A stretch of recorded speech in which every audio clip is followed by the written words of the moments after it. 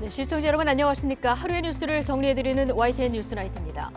당신들의 자식이 한 명이라도 거기 있었다면 설렁탕 먹고 뒷짐지고 걸어갈 수 있었겠느냐. 자, 오늘 이태원 참사 유족들 첫 기자회견이 있었는데 회견 보신 국민들 함께 마음 아픈 하루였습니다. 유족들 정부의 진정성 있는 사과를 포함한 6가지 요구사항도 밝혔습니다. 자, 조명을 사용해서 연출 사진을 찍었다. 김건희 여사를 겨냥한 민주당 장경태 의원의 이 발언이 결국 법정으로 가게 됐습니다.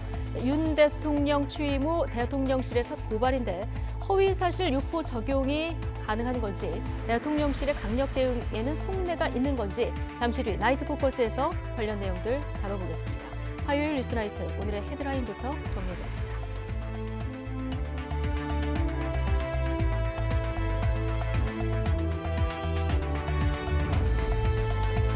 11월 22일 화요일 뉴스나이트 주요 뉴스입니다. 김건희 여사의 캄보디아 환화 방문 당시 조명 사용 의혹을 제기한 민주당 장경태 최고위원을 대통령실이 허위사실 유포 혐의로 경찰에 고발했습니다.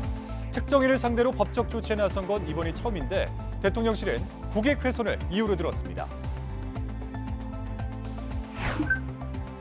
검찰 수사가 이재명 대표를 직접 겨냥한 가운데 구속된 이 대표 최측근들이 당직에서 물러나야 한다, 이런 목소리가 친이재명계에서 잇따르고 있습니다. 이 대표의 짐을 덜어주기 위한 성격으로 풀이되지만 앞으로 비이재명계의 반발이 본격화되는 게 아니냐는 관측도 나오고 있습니다. 최근 석방된 남욱 변호사가 이재명 대표 측을 겨냥한 증언과 폭로를 쏟아내는 가운데 검찰이 새롭게 제기된 의혹에 대한 사실관계 확인에 주력하고 있습니다. 이 대표 측은 그러나 남 변호사 주장은 모두 김만배 씨 등에게서 들은 얘기에 불과하다며 증거 능력이 없다고 맞서고 있습니다. 이태원 참사 유족 20여 명이 민변과 함께 첫 기자회견을 열고 윤석열 대통령의 진정성 있는 사과와 책임자들에 대한 엄중 문책을 요구했습니다. 논란이 됐던 희생자 명단 공개에 대해서는 온전한 추모와 기억을 위해서 유족들이 동의할 경우 공개하는 것이 맞다는 입장을 나타냈습니다. 피의자 신분으로 특수본에 조사를 받은 최성범 용산 소방서장이 늑장 대응 등 자신을 둘러싼 혐의를 반박했습니다. 소방노조도 표적 수사라며 소방 공무원들에 대한 수사 중단을 촉구했지만 특수본은 혐의 입증에 자신감을 보이고 있습니다. 노동계가 이번 주부터 잇따라 파업을 예고했습니다. 모레부터 화물연대 총파업과 철도노조의 태업이 시작되고 25일에는 공공운수와 대학, 보건의료 등 6개 산별노조 비정규직 20만 명이 파업에 들어갑니다. 서울시가 월드컵 기간 거리 응원을 위한 붉은 악마의 광화문 광장 사용을 안전 관련 대책을 보강하는 조건을 달아 허가했습니다. 광화문 광장 응원은 우리 대표팀의 조별리그 경기가 예정된 모레와 28일 그리고 다음 달 2일에 펼쳐질 예정입니다.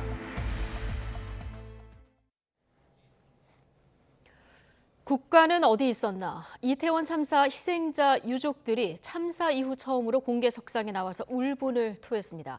윤석열 대통령의 진심 어린 사과와 책임자 엄중 문책을 강하게 요구했습니다. 김근우 기자의 보도입니다. 이태원 참사 유족들의 첫 기자회견. 어머니의 손에 딸의 영정이 들려 있습니다. 지금도 믿기지 않는 떠난 가족들 생각에 시작부터 눈물바다가 됐습니다. 매일 아침 밥 먹자 하면 맞벌이 하면 엄마 아빠 걱정할까 봐 투정 한 번 없이 함께 해준 우리 딸. 부르면 금방이라도 걸어 나올 것만 같은데. 가족에 대한 그리움은 국가에 대한 원망으로 이어졌습니다. 이번 참사는 총체적 안전불감증에 의한 간접살인이라면서 국민의 생명을 지켜야 할 국가는 어디서 무엇을 했느냐고 비판했습니다. 국가는 국민의 생명과 안전을 책임져야 합니다. 운명의 10월 29일 저녁 10시 15분 이태원도로 한복판 차디찬 죽음의 현장에는 국가는 없었습니다. 윤석열 대통령을 향해서는 나라를 이끄는 사람들이 잘못을 인정하지 않고 있다면서 진심 어린 사과와 후속 조치를 촉구했습니다. 제대로 된 조사와 제대로 된 사과, 우리 아이들에게 사과하십시오. 책임 있는 자들은 책임지고 대통령은 진실성 있는 공식 사과하십시오. 성역 없고 철저한 책임자 조사도 요구했습니다. 참사의 책임은 희생자들이 아닌 정부와 지방자치단체, 경찰의 군중관리 실패에 있다며 책임을 물어야 한다고 주장했습니다.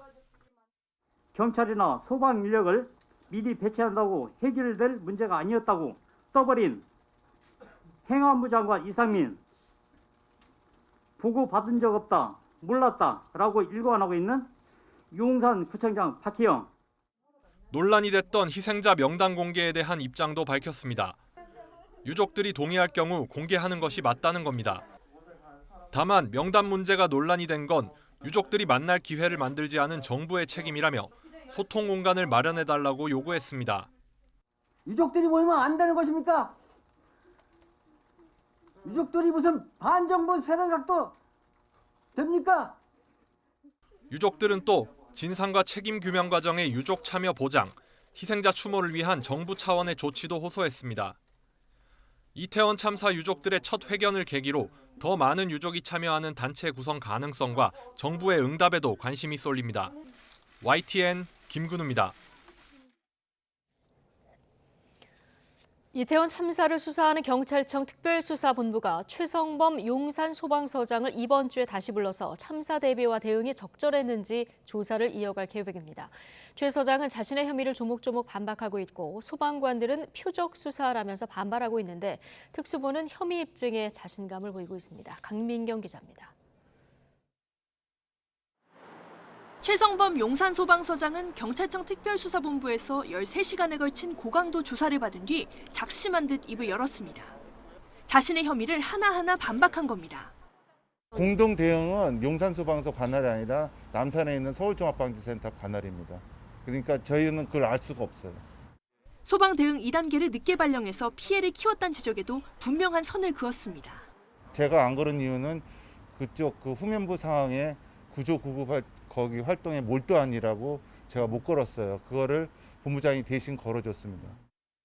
소방안전근무조가 지정된 근무 장소를 지키지 않았다는 지적에 대해서도 규정상 꼭 거기서 근무해야 하는 건 아니라고 강조했습니다.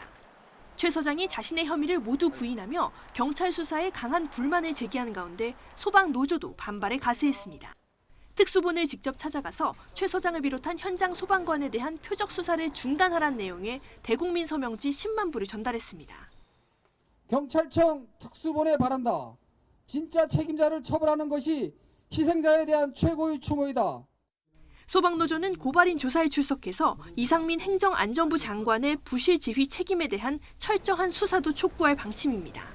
하지만 특수본은 최 서장의 혐의 입증에 자신감을 내비치고 있습니다. 최 서장의 반박은 단순 부인에 불과하다면서 그동안 확보한 문건과 조사 내용 등을 토대로 부실 대응을 강하게 의심하고 있습니다. 특수본은 오는 26일 최 서장을 재소환해서 사실관계를 한 번 더 따져본 뒤 구속영장 신청 여부를 검토할 방침입니다. 이임재 전 용산경찰서장도 이번 주 안에 다시 부르기로 했습니다. 특수본은 또 참사 현장에 늦게 도착한 뒤 되돌아간 의혹을 받는 용산구 보건소장도 참고인 신분으로 소환해 조사했습니다. 보건소장을 비롯해 피의자 추가 입건 가능성도 제기됩니다. 현장 책임자들에 대한 조사가 막바지로 치닫고 있는 가운데 특별수사본부가 이들의 책임을 어느 정도 규명한 뒤 윗선으로 나아갈 수 있을지 관심이 쏠립니다. YTN 강민경입니다. 더불어민주당은 내년도 예산안을 처리한 뒤 이태원 참사 국정조사를 하자는 국민의힘 제안에 국조특위 명단을 먼저 제출해서 진정성을 보여달라고 압박했습니다. 국민의힘은 김진표 국회의장이 정한 시한까지 명단을 내놓지는 않았지만 내일 의원총회를 열어서 국조와 관련해 논의하겠다면서 여지를 뒀습니다. 정효루 기자입니다. 민주당은 의원총회를 열고 목요일 국회 본회의에서 이태원 참사 국정조사 계획서를 반드시 처리한다는 방침을 못 박았습니다. 국조특위를 일단 띄우되 사전 준비를 거쳐 국민의힘 주호영 원내대표가 역으로 제안한 것처럼 내년도 예산안을 처리한 뒤 국정조사에 본격 착수할 가능성도 열어뒀습니다. 그러면서도 국민의힘을 향해 국조특위 명단을 제출해 진정성을 보이라는 조건을 내걸었습니다. 예산안 처리 직후부터 현장 검증, 또 업무 보고, 그리고 청문회와 같은 청문회 절차에 돌입하는 문제에 대해서 저희가 동의하는 만큼 이에 따른 입장을 공개 천명하고 후속적인 조치를 취해 주시기 바랍니다. 정의당도 국민의힘이 특위위원 명단을 내면 예산안 처리를 적극적으로 돕겠다며 여당의 동참을 촉구했습니다. 야권의 잇따른 압박에도 국민의힘은 김진표 국회의장이 하루 미룬 시한까지 특위 명단을 발표하지 않았습니다. 다만 주호영 원내대표는 민주당이 자신의 제안에 진전된 안을 내놨다고 평가했습니다. 그러면서 민주당 입장을 검토하고 의원총회를 열어 의원들 의견을 모아보겠다며 협상의 여지를 뒀습니다. 국정조사 기간이나 그다음에 범위 이런 것에 대한 의견을 저희들에게 보내왔습니다. 저희들이 검토 중에 있고 검토 결과 저희들이 민주당의 제안을 수용할지 그렇지 않으면 기존 입장을 유지할지를 예산 먼저 처리하고 국정조사에 나선다는 큰 틀에서 이견을 좁혀가면서 국회 차원의 이태원 참사 진상 규명이 여야 합의로 물꼬를 틀 수 있을지 주목됩니다. YTN 정윤호입니다. 유동규 전 본부장에 이어서 석방되자마자 각종 폭로를 쏟아낸 남욱 변호사의 주장은 대장동 개발 비리 사건 정점에 이재명 대표 측이 있다고 의심하는 검찰 수사와 같은 방향을 가리키고 있습니다. 다만 주장 대부분이 들은 이야기, 즉 전원이라는 점에서 한계도 있는데요. 한편 내일 밤 자정에는 대장동 일당 가운데 마지막 구속 피고인 김만배 씨도 석방됩니다. 나혜인 기자입니다. 남욱 변호사가 법정에서 쏟아낸 증언은 대장동 개발 사업 전후 유동규 윗선에 이재명 대표 측이 있었다는 말로 요약됩니다. 유동규 전 본부장은 현재 2013년 남욱 일당에게서 뇌물 3억 5천여만 원을 받고 지난해 대장동 개발 이익 428억 원을 약속받은 혐의 등으로 재판받고 있습니다. 하지만 이런 뒷돈이 사실은 정진상, 김용 이 대표의 최측근 몫이었다는 게 남 변호사 증언의 핵심입니다. 남 변호사도 스스로 밝혔듯 법정 증언 대부분은 이미 검찰 조사에서도 진술한 내용으로 보입니다.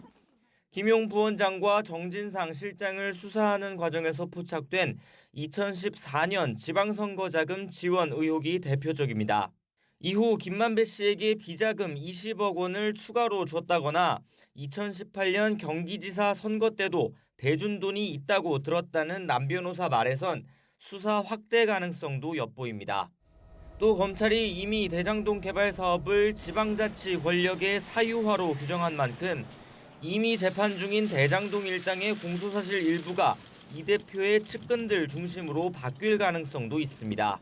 검찰 관계자는 남 변호사의 증언을 포함해 새롭게 제기된 의혹을 모두 확인하고 있다며 증거와 사실관계가 쌓이면 공소장 변경도 검토할 거라고 설명했습니다.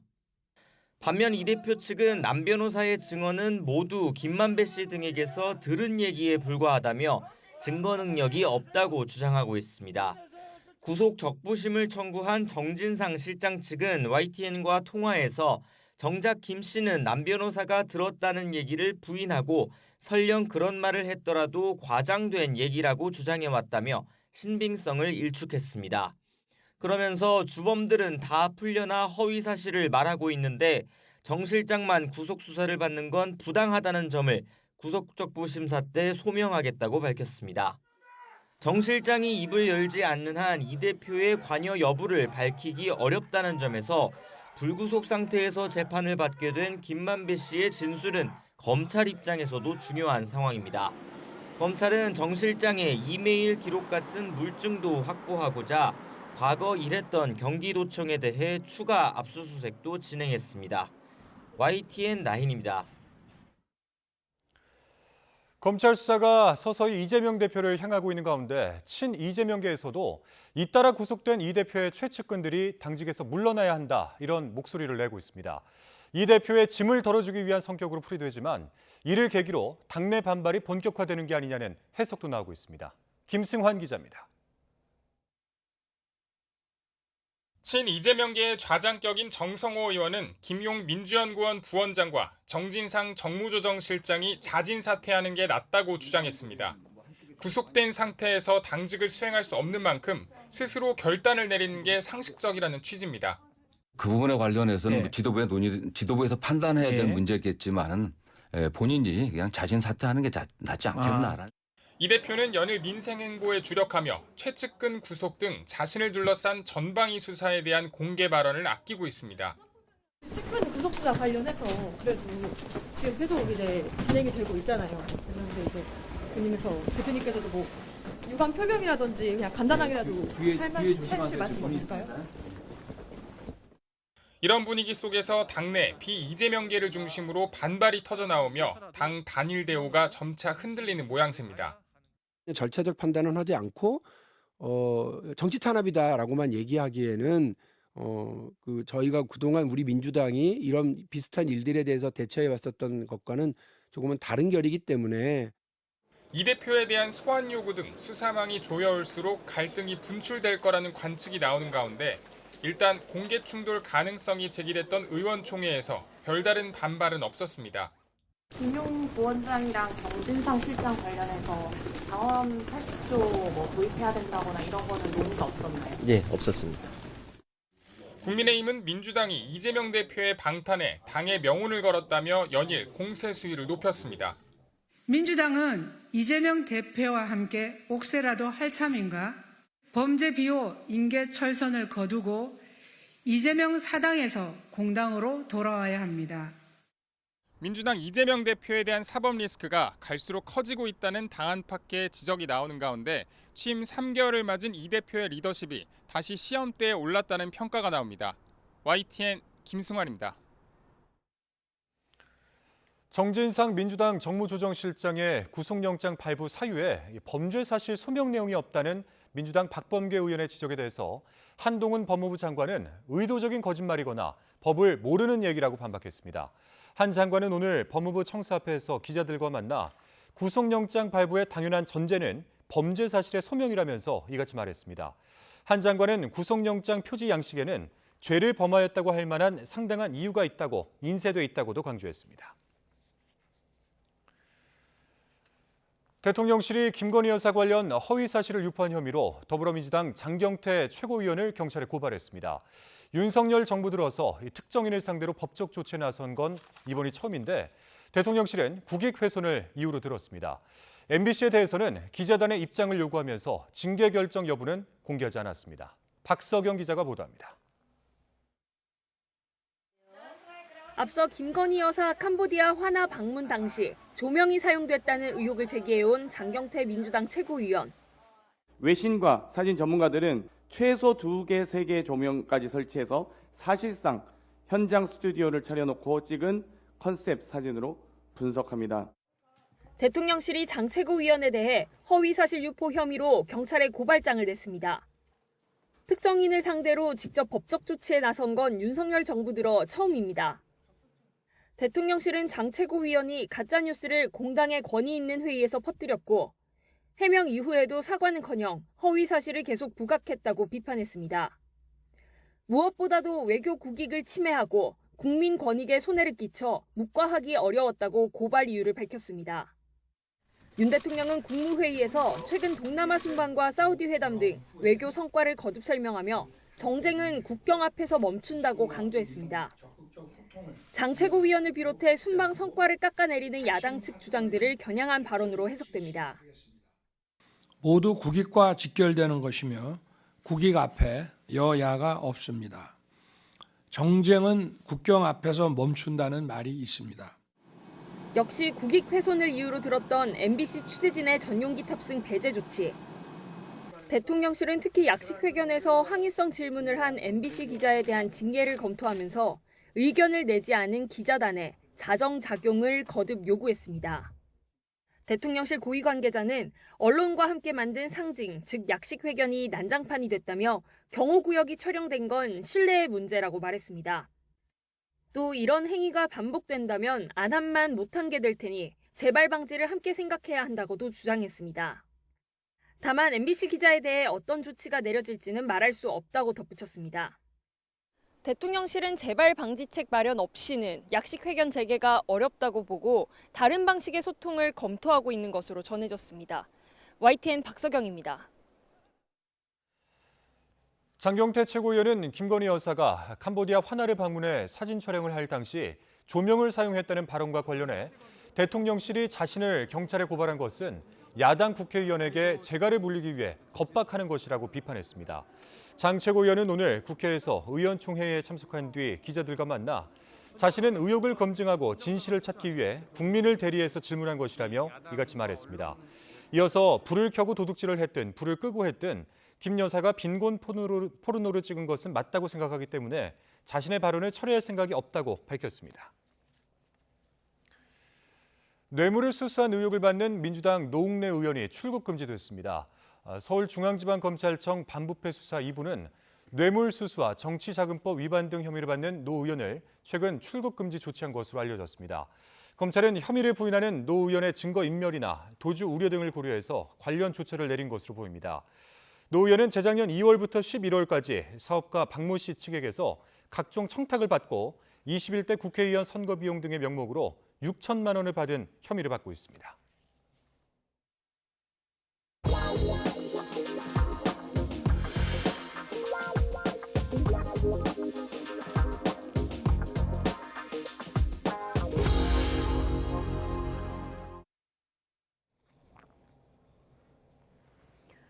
화물연대 파업과 관련해 당정은 안전운임제를 3년 연장하는 등 타협안을 제시했지만 화물연대는 반쪽짜리에 불과하다면서 모레 예정대로 총파업을 진행하겠다고 밝혔습니다.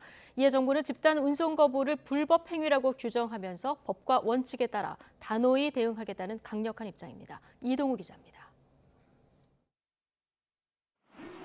화물연대는 화물기사 최저임금이라고 불리는 안전운임제의 지속 추진과 함께 품목 확대를 요구하며 24일 총파업을 예고했습니다. 이에 당정은 올해로 시행이 끝나는 안전운임제를 3년 연장하자고 제안했습니다. 최근 고유가 상황과 이해관계자들 간의 의견 등을 고려해 일몰 3년 연장을 추진하기로 했습니다. 다만 시멘트와 레미콘 외에 철강제와 자동차 등 다른 품목까지 안전운임제를 확대해달라는 요구는 거부했습니다. 이들의 소득 수준이 양호하고 물류비 부담이 급증한다는 이유입니다. 화물연대는 이 같은 당정의 대안은 반쪽짜리에 불과하다며 예정대로 총파업을 진행하겠다고 밝혔습니다.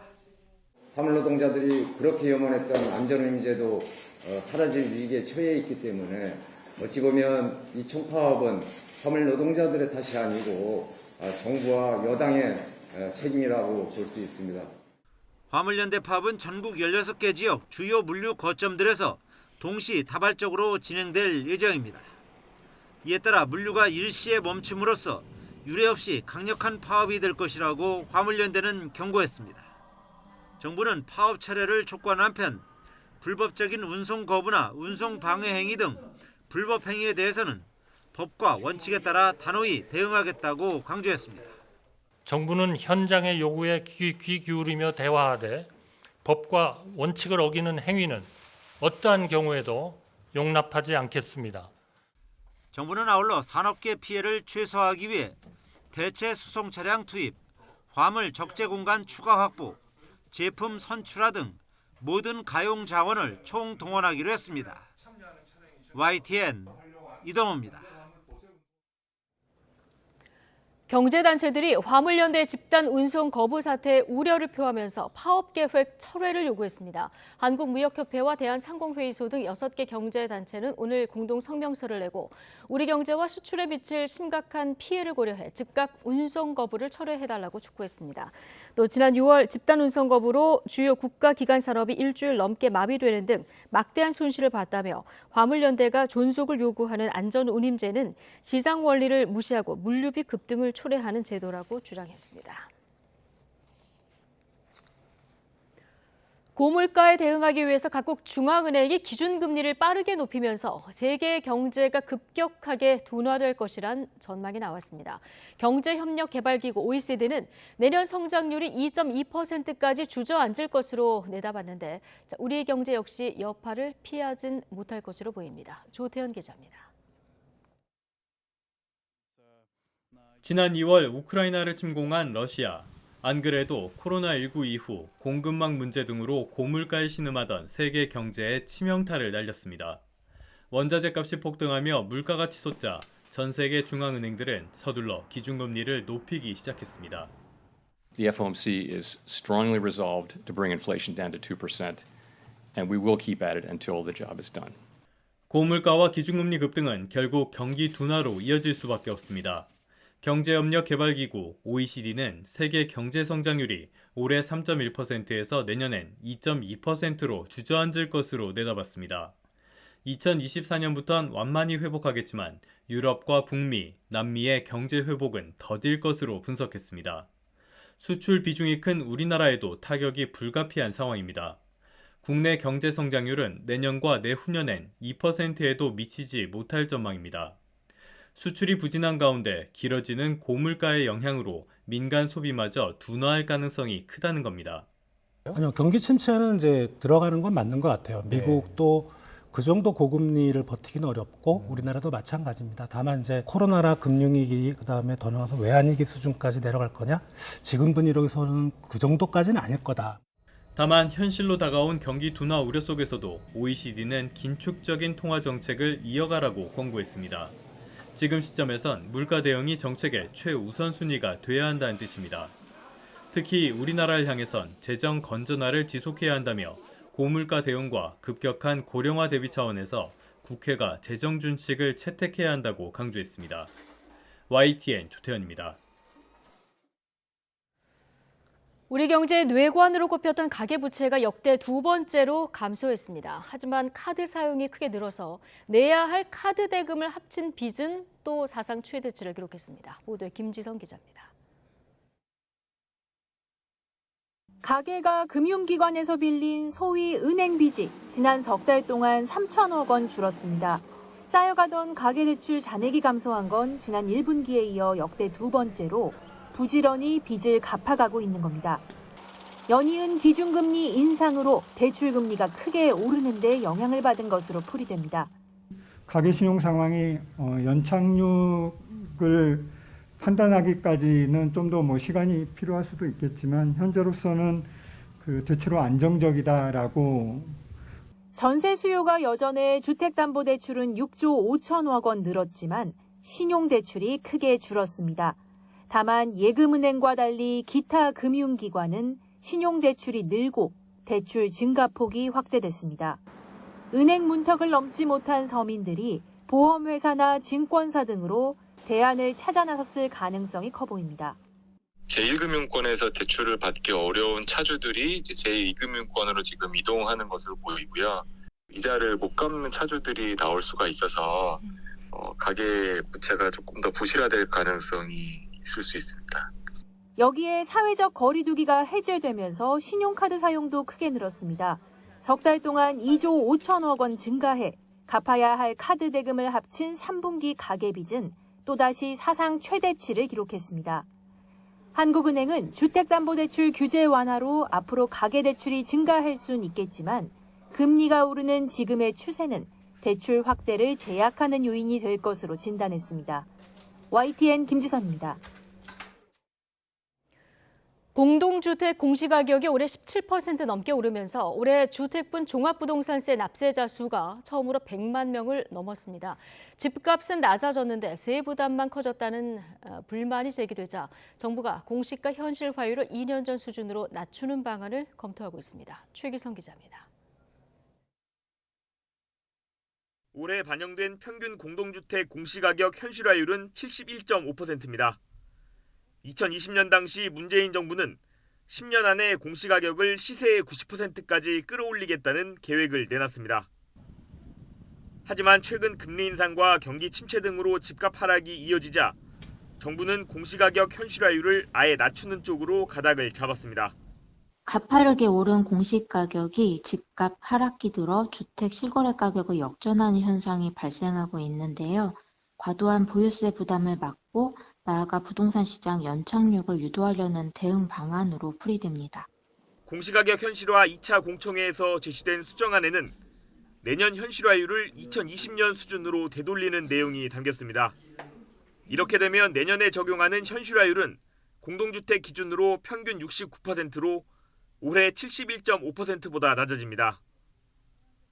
가격대별로 보면 9억 원 미만 아파트는 68.1%, 9억 원 이상 15억 원 미만 69.2%, 15억 원 이상 75.3%입니다. 지금 같은 우후죽순 나타나는 부분들은 분명히 그런 노이즈는 제거될 거다라는 생각을 하고 있고요. 그래서 그러다 보니까 조세 저항이나 공시제도에 대한 대국민 수용성도 당연히 높아질 수 있겠다.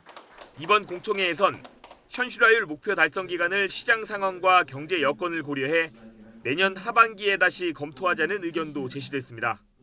현실화율의 목표치로 가져가는 그 기간 자체를 당초 예정보다 충분히 길게 늘려서 심리적인 부담 이런 것들을 좀 줄여주는 방법에 집중하는 것이 더 바람직해 보여요. 국토부는 공청회에서 나온 수정안을 반영해 이번 주 안에 최종 확정안을 만들어 공개할 예정입니다. 참여연대는 공시가격 현실화가 이루어지지 않으면 부동산 불평등 문제 해결이 요원해질 것이라고 비판했습니다. YTN 최기성입니다. 주식을 포함한 금융소득에 세금을 매기는 금융투자소득세 도입을 놓고 여야 신경전이 갈수록 뜨거워지고 있습니다. 민주당은 절충안을 받지 않으면 내년 1월에 금투세를 시행해야 한다고 거듭 압박했는데 세수 감소가 우려된다는 국민의힘은 반대 입장이 확고한 상황입니다. 보도에 황윤태 기자입니다. 더불어민주당은 앞서 금융투자소득세 시행유예를 받아들이겠다면서 중재안을 제시했습니다. 증권거래세율을 더 내리고 주식 양도세 대주주 기준을 100억 원으로 상향하는 정부안을 철회하라는 겁니다. 여야가 모두 과거부터 약속해서 개미 투자자들의 이런 세 부담을 줄이기 위해 애초에 추진했던 증권거래세 인하는 당연히 함께 가야 된다는 입장인 것이고요. 민주당은 다시 기자회견을 열고 정부가 이마저도 받아들이지 않으면 예정대로 내년 1월부터 시행할 수밖에 없다고 압박했습니다. 금투세 도입과 증권거래세 인하 이게 패키지인데 그래서 그 부분에 대해서 좀 더 적극적으로 알리고 최소한 그와 관련한 것은 예정대로 가는 게 국민하고의 약속이지 않나라고 판단합니다. 반면 국민의힘은 주식시장 거품이 꺼지고 있는 상황에서 개미 투자자들을 보호하기 위해선 금투세 도입 유예가 반드시 필요하다고 반박했습니다. 현재 경제 상황이 어렵고 중산층을 보호해야 되기 때문에 이걸 그냥 좀 2년간 유예하자라고는 이게 원안입니다. 세수 증발뿐 아니라 민주당 절충안을 받아들일 경우 이미 예정됐던 정부 정책에 혼선이 생겨 시장에 잘못된 신호를 줄 수 있다는 겁니다. 국회 기재위에서도 여야 의원들의 논의가 있었지만 접점을 찾지는 못했습니다. 지금 오늘 당장에 결론이 날 수 있으면 좋지만 그렇게 결론이 날 사항이 아니지 않습니까? 더 추가적으로 앞으로 논의를 할게요. 장외 여론전도 치열합니다. 국민의힘 권성동 의원은 금투세를 겨냥해 개미눈물법이라고 주장했고 민주당 의원 모임인 더 좋은 미래는 금투세를 유예하지 말아야 한다고 맞받아쳤습니다. 금투세를 포함해 종부세와 법인세 개정 법안은 내년도 예산안의 부수 법안입니다. 예산안과 함께 처리돼야 하는데 시간은 없고 쟁점은 많아 여야 논의가 진전될지 관심입니다. YTN 황윤태입니다. 독일 헤리티지 펀드를 판매한 6개 국내 금융회사가 투자자들에게 이 투자원금 전액을 반환해야 한다는 금융당국의 결정이 나왔습니다. 해외 운용사가 과장된 상품 제안서를 만들었고 금융사는 이 계획된 투자 구조대로 사업이 가능하다고 설명해서 투자자 착오를 유발했다는 점이 인정됐습니다. 강희경 기자입니다. 4,800억 원대 환매 중단 사태를 일으킨 독일 헤리티지 펀드. 금융감독원이 이 펀드를 판매한 6개 국내 금융회사가 투자자들에게 투자원금 전액을 반환해야 한다고 결정했습니다. 애초에 투자금을 회수하기 어려운 구조로 설계됐는데도 금융사들이 과장된 상품 제안서를 토대로 투자자들의 착오를 유발했다며 판매 계약을 취소하도록 한 겁니다. 금감원이 계약 취소를 적용한 건 라임과 옵티머스 펀드에 이어 이번이 세 번째입니다. 제대로 된 정보가 주어졌을 경우 일반 투자자라면 누구도 이 상품에 투자하지 않았을 것이라고 분쟁조정위원회는 판단했습니다. 헤리티지 펀드는 독일의 오래된 건물을 사들인 뒤 리모델링을 거쳐 매각 또는 분양해 투자금을 회수하는 방식의 펀드입니다. 국내 금융사들은 2017년 4월부터 이듬해 12월까지 펀드를 판매했으나 관련 사업 시행사가 파산하면서 환매가 중단돼 투자자 피해가 이어졌습니다. 전체 판매 규모는 4,835억 원, 신한투자증권이 3,907억 원으로 가장 많고 NH투자증권과 하나은행 등이 뒤를 잇습니다. 조정이 성립되면 신청인을 포함한 일반 투자자들에게 투자원금 4,300억 원이 반환될 전망입니다. 투자자들은 늦었지만 환영한다는 입장을 밝혔습니다. 이어 판매사들이 신속히 결과를 수용하도록 금융당국이 조치를 취해야 한다고 강조했습니다. 판매사들은 이의 없이 조속히 수용할 것을 강력히 촉구합니다. 이번 결정으로 이른바 5대 펀드에 대한 분쟁 조정은 일단락됐습니다. 다만 판매사들이 조정을 받아들이지 않으면 소송전으로 이어질 수도 있는 만큼 투자자들이 피해 금액을 온전히 돌려받기까진 더 시간이 걸릴 수 있다는 우려가 나옵니다. YTN 강희경입니다. 아동 청소년 성착취물과 불법 촬영물에 피해자 개인정보를 넣어 재편집한 뒤 유포하던 한국계 미국인이 경찰에 붙잡혔습니다. 경기 북부경찰청은 아동 성착취물 유포 등의 혐의로 40대 미국인 남성 A씨를 붙잡아 지난 18일 구속했다고 밝혔습니다. 외국에 거주하던 A씨는 지난 2019년 초부터 검거 직전까지 해외 불법 사이트에 국내 불법 성착취물 피해자 90여 명의 영상을 올린 혐의를 받고 있습니다. A씨는 특히 불법 성착취물의 피해자들의 이름과 직업 등 민감한 개인정보와 자신의 가명을 넣어 재편집한 뒤 영상물을 배포한 것으로 드러났습니다. 신당역 여자 화장실에서 스토킹하던 여성을 살해한 전주환이 첫 정식 재판에서 범행을 후회하고 속죄하면서 살아가겠다며 고개를 숙였습니다. 서울중앙지방법원에서 오늘 열린 첫 공판에 출석한 전 씨는 정말 잘못했음을 잘 알고 있다며 이같이 말했습니다. 다만 전 씨 변호인은 전 씨가 혐의를 대부분 인정한다면서도 범행 이전 피해자 주거지에 침입한 동기는 살인 목적이 아니라 앞서 스토킹 사건에 대해서 합의하기 위한 것이었다고 주장했습니다. 다음 소식입니다. 갑자기 딸 번호로 전화가 걸려와서 납치됐다고 울면 아빠는 어떤 마음일까요? 자, 여러분들 속지 마시길 바라겠습니다. 보이스피싱입니다. 가족을 생각하는 애틋한 마음마저 범죄로 이용되고 있습니다. 홍상욱 기자입니다. 딸 번호로 전화가 걸려왔습니다. 긴가민가 했지만 아버지는 우는 딸 목소리에 정신을 차리지 못했습니다. 아이고 우리 딸이 웬일이야? 큰일 났어. 왜? 사고 났어? 친언니 친구가 학교전에 밀렸는데 내가 보증을 써줬어. 나 지금 지하 창고 같은 데 끌려왔어. 나보고 돈 내놔래. 그리고 이어진 그놈 목소리. 네, 사채업자의 상철입니다. 제가 한 가지만 말씀드리지만 아버님이 오늘 대신 돈을 갚으시면 딸님이 멀쩡한 거 안 다치고 집으로 가게 됩니다. 근데 제가 오늘 돈을 못 보면 딸님 몸속에 있는 컴파 하나 떼서 돈으로 바꿀 겁니다. 보이스피싱 사기단이 벌인 가짜 납치극. 딸 번호를 발신자 번호로 조작한 뒤 아버지에게 전화를 걸었습니다. 편의점을 하는 아버지는 가게에 있던 통장을 찾아 현금 3,400만 원을 찾았습니다. 아내가 신고해 경찰이 출동했지만 딸이 납치됐다는 말에 아버지는 은행까지 찾아간 상태. 송금 직전 딸은 무사하고 경찰이 보이스피싱임을 확인시켜줘 피해를 막았습니다. 전화 받자마자 울면서 뭐 얘기를 했는데 우는 그 끝머리가 딸 같기도 하고 잘 구분이 가지 않았어요. 그런데 딸이라고 믿었어요, 처음에는. 사기범들은 불법 앱과 해킹 등으로 범행 대상 개인정보까지 수집하고 있습니다. 경찰은 발신번호를 조작해 가족이나 지인의 번호를 특정한 뒤 돈을 요구하는 범죄가 증가하고 있다며 각별한 주의를 당부했습니다. YTN 홍서욱입니다. 중국 온라인 동영상 서비스 OTT 시장에 우리나라 영화 서비스가 재개됐습니다. 이른바 한류 금지령, 한한령 이후 6년 만의 일인데 대통령실은 한중 정상회담을 계기로 물꼬가 트였다고 설명했습니다. 조은지 기자입니다. 지난 2018년 제작된 홍상수 감독의 영화 강변호텔. 괜찮아요. 물집 같은 게 안 생겨서 괜찮을 것 같아요. 그래? 그나마 다행이다. 물집 안 생기면 괜찮대 보통. 죽음을 강박적으로 탐구하는 1시간 반 남짓한 이 영화는 장벤 리관이란 제목으로 중국어 자막을 입고 중국 OTT 플랫폼에 올라와 있습니다. 중국에서 수입이 금지됐던 한국 영화가 안방 서비스를 재개한 겁니다. 사드 배치에 반대하는 중국의 보복성 조치, 한류 금지령, 이른바 한한령이 가동된 이후 6년 만입니다.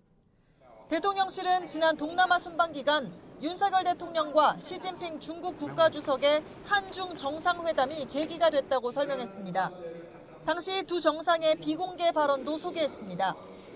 윤 대통령은 한중 수교 30년, 양국 관계를 질적으로 도약할 시점이며 특히 문화와 관광, 교육 등 민간 교류 확대가 중요하다. 젊은 미래 세대가 서로의 역사와 문화를 접해야 한다고 강조했고, 시진핑 국가주석은 인적, 문화적 교류가 최근 중단돼 상호 인식에 부정적 영향을 끼친다. 지정학적 문제와 분리해 문화 교류는 전면 회복으로 나아가길 기대한다고 화답했다고 합니다. 한중 정상 간 만남을 전후해 양국 사이 물밑 교감이 이어지면서 해빙 무드가 조성됐다는 얘기입니다. 중국의 수입 금지 조치 해제와 같은 이런 적극적인 미래가 전개될지 기대를 하면서 꾸준히 노력하고 또 지켜보도록 하겠습니다. 영화 강변 호텔을 신호탄으로 다양한 한류 콘텐츠가 추가로 중국에 공개될 가능성이 커졌습니다. 대통령실은 새로운 시작으로 불러달라며 앞으로 더 좋은 결실로 이어지길 기대한다고 밝혔습니다. YTN 조은지입니다. 논란이 많았던 광화문 광장 거리 응원이 서울시의 최종 승인을 받았습니다.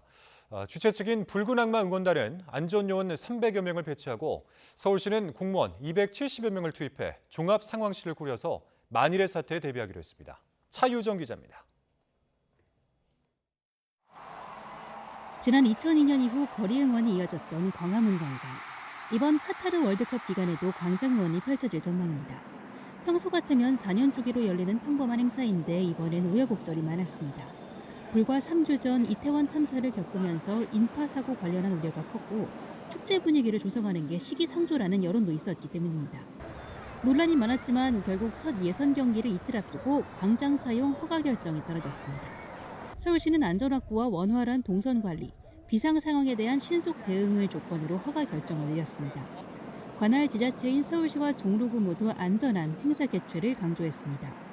안전관리 계획은 붉은 악마가 원래 세웠던 계획보다 보강됐습니다. 세종대왕 동상 앞에 설치할 예정이었던 주무대는 넓은 공간 활용을 위해 동상 뒤편 6조 광장 쪽에 설치합니다. 안전관리 인원은 원래 계획보다 2배 많은 300여 명을 배치할 계획입니다. 이는 지난 2018년 러시아 월드컵 거리 응원 당시였던 90명의 3배 수준입니다. 서울시도 종합상황실을 꾸리고 인력 270여 명을 투입해 만일의 사태에 대비합니다. 행사 종료 시까지 광화문 광장과 가장 인접한 세종문화회관 정류소는 임시 폐쇄하고 지하철 5호선도 광화문역의 혼잡 수준을 지켜보고 필요하면 무정차 통과시킬 계획입니다.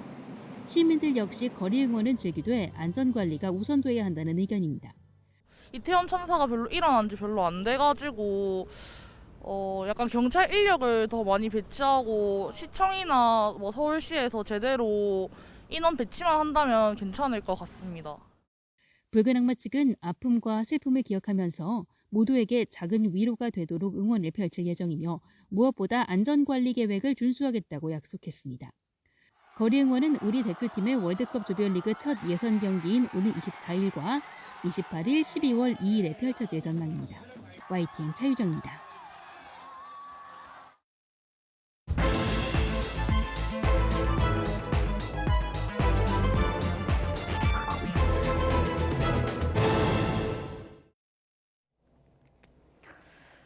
네, 오늘의 정치권 관심 뉴스들 진단해보는 나이트 포커스, 천하람 국민의힘 전남 순천갑 당협위원장 그리고 김성희 정치연구소 싱크와이 소장 두 분 모셨습니다. 어서 오십시오. 안녕하세요. 네, 안녕하십니까. 자, 오늘은 이 이야기부터 좀 해볼 텐데요. 김건희 여사가 심장병 어린이를 안고 찍은 사진이 있지 않았습니까? 자, 이 사진 관련해서 조명 장비를 동원해서 사진을 연출했다 이렇게 발언한 민주당 장경태 최고위원. 자, 대통령실이 고발을 했습니다. 대통령실이 지금 특정인을 고발한 건 처음이죠? 네, 그렇습니다. 대통령실이 특정인을 고발했고 또 그 첫 번째가 사실 더불어민주당 소속의 장경태 의원이죠. 네. 최고위원도 하고 있고요.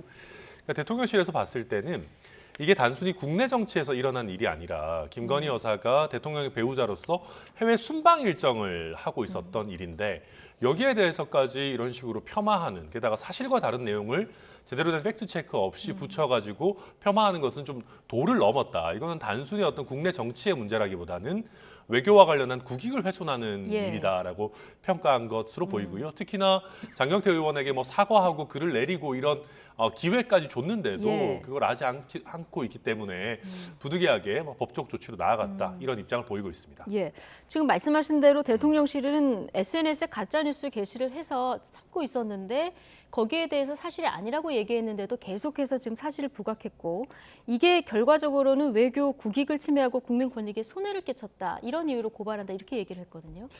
예,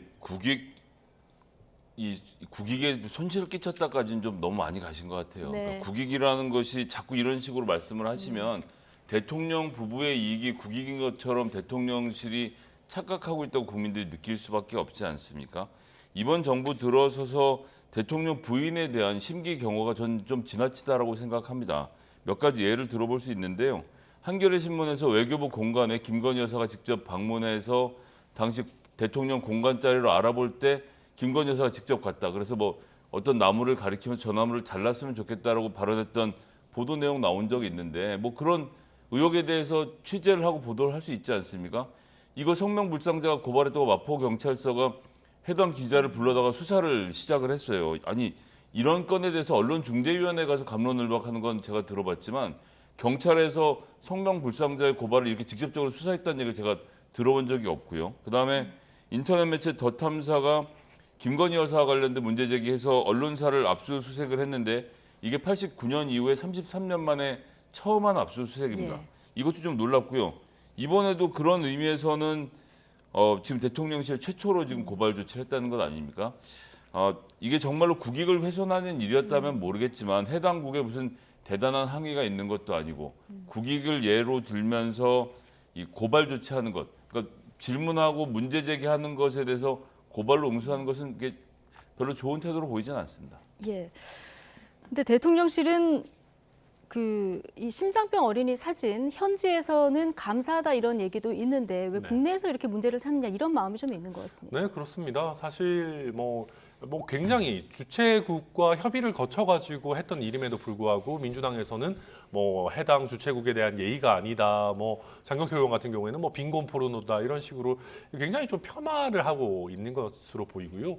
게다가 이게 지금 장경태 의원 혼자만의 일이 아니라 민주당 의원들이 요새 제대로 된 출처나 팩트체크 없이 아니면 말고식으로 던지는 네. 것들이 너무 많습니다. 예. 무슨 뭐 김의겸 의원 같은 경우도 무슨 한남동 술자리니 뭐 이런 거 던졌다가 경찰 수사 결과 지금 이런 것들 뭐 아닌 것들이 차츰 드러나고 있는데도 사과 한마디 없는 그런 상황이거든요. 장경태 의원도 마찬가지예요. 이런 거에 대해서 지금 조명이 없다. 그리고 지금 장경태 의원 얘기하는 게 데스킹된 언론 보도가 아니라 그냥 커뮤니티 글이다라는 게 밝혀지고 있음에도 불구하고 아니 이제 와가지고는 또 조명이 있었던 게 본질이 아니다 이러면서 내가 한 말이 뭐가 틀렸냐 이렇게 하고 있거든요. 아니 근데 그거는 굉장히 비겁한 얘기죠. 왜냐하면 장경태 의원의 최초 취지는 조명까지 동원해가지고 연출해서 저런 무리한 장면을 연출했다는 거 아니겠습니까? 그 장치로서 조명이라는 게 굉장히 중요한 사실관계인데 이제 와가지고는 뭐 또 조명이 본질이 아니다 이렇게 해버리면 아니 본질이 아닌 사안 같으면 왜 사과는 못하는 겁니까? 좀 약간 이해가 안 가는 방식으로 저는 전개되고 있다고 그러면 생각합니다. 대통령실이 사실 야당 최고위원을 고발하면 파장도 있고 역풍도 있을 텐데 강수를 둔 거 아니겠습니까? 네. 그럼 조금 전에 말씀하신 김의겸 의원 발언이라든가 이런 부분과 관련해서 한 번쯤은 뭔가 좀 경고가 필요하다 이런 판단을 했을까요? 저는 그랬을 거라고 봅니다. 이게 이제 김의겸 의원 같은 경우는 그래도 기본적으로 그냥 국내 정치 문제 아니겠습니까? 그렇기 때문에 이거는 그냥 이제 서로 갑론을박하면서 팩트체크하면서 예. 가면 된다라고 봤을 텐데 아까도 말씀드렸듯이 장경태 의원은 굉장히 거듭된 그 잘못된 가짜 뉴스를 퍼뜨리고 있는 것인데 이게 또 외교적인 사안과 관련된 거다 보니까 이거는 선을 좀 넘었다 이렇게 판단한 걸로 보입니다. 예. 자, 발언의 당사자 장경태 의원은 대통령실 고발 이후에도 발언 수위를 높였습니다. 자신의 과거 발언을 서류할 생각이 없다 이렇게 선을 그었는데 직접 듣고 오시겠습니다. 저는 빈곤 포르노 찍은 건 맞다라고 생각하기 때문에 그거는 뭐 처리할 생각이 없고요. 저희는 허위 사실 유포한 건 없는 게 뭐 일단 기분 모욕죄? 좀 더 기분 나쁨죄는 될 수 있는데 카메라 비종도 좀 알고 싶고요. 거기 수행원이 몇 명인지도 알고 싶고 카메라 핀 조명 사용했는지도 알고 싶고요. 반사판도 없었다. 그런 거 다 엄밀하게 공개해서 확인해 주셨으면 좋겠어요. 그리고 그게 입고 거는 사실 중요한 문제는 아니었다고 봐요. 촬영을 한 것 자체가 사실 부적절한 행동이죠. 국민을 대신해서 저는 대리해서 질문을 드리고 있는 건데 거기에 대해서 재갈을 물리기 위해서 고발하고 겁박한다면 뭐 거기에 응하면 안 되겠죠. 네.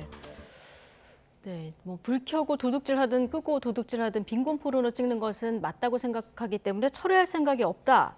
자, 이런 얘기를 했는데요.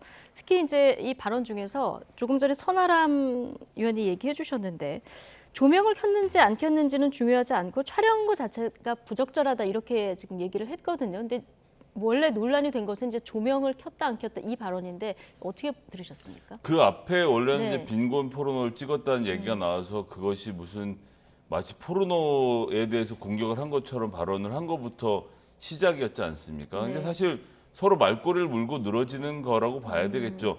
애시당초의 문제 제기는 뭐 몇 번 말씀드렸습니다만 빈곤 포르노에서는 김건희 여사가 감독 역할을 한 것에 대한 비판이었거든요.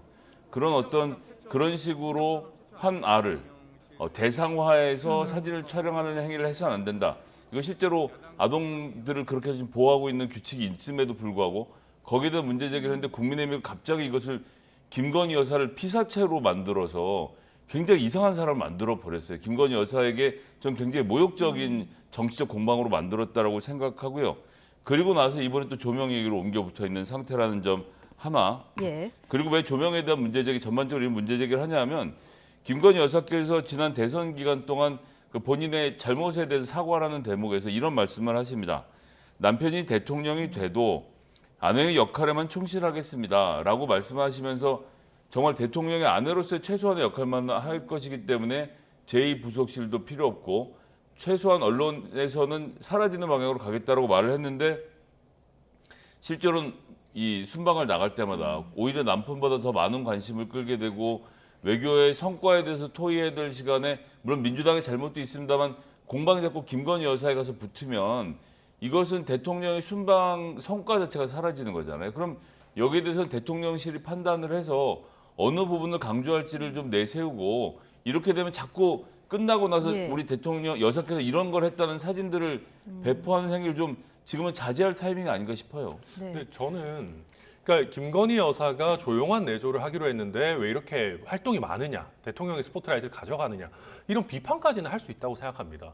그러니까 민주당이 근데 지금 장경태 의원의 얘기를 보면은 비판을 넘어가지고 비난을 하고 있고 그냥 약간 감정적으로 싫은 걸 넘어서 거의 무슨 약간 증오하는 것 같은 느낌이 들 정도이거든요. 그러니까 왜 이렇게까지 해야 되느냐. 이런 김건희 여사에 대한 비판하는 거 좋아요. 근데 비판을 할 걸 가지고 해야지. 그렇다고 해가지고 확인도 안 된 가짜 뉴스를 가져와가지고 헌법기관이 국회의원이 비판을 하면 어떡합니까?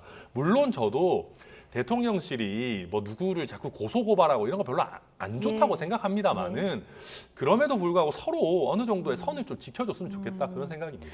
장경태 의원 아까 발언 들으셨지만 카메라 기종도 알고 싶고 반사판이 있었는지 없었는지도 뭐 알고 싶다 이런 발언까지 했는데 일단 허위 사실 유포한 건 없다. 이제 뭐 기분 나쁨죄 정도 될까 이런 얘기를 했는데 어쨌든 대통령실에서 고발한 혐의는 허위 사실 유포 혐의 아니겠습니까? 근데 장경태 의원의 그 사진 관련 조명 관련 발언이 여기에 적용될 가능성이 있습니까? 법률가로 보실 때. 그렇죠. 조명을 썼다 안 썼다는 이제 사실의 영역인 거니까요. 그러니까 이게 빈곤 포르노냐 아니냐는 이게 의견의 영역입니다. 각자 이제 판단의 영역이기 때문에 그거는 허위 사실 뭐 명예훼손 이런 거에 문제될 여지는 없고요.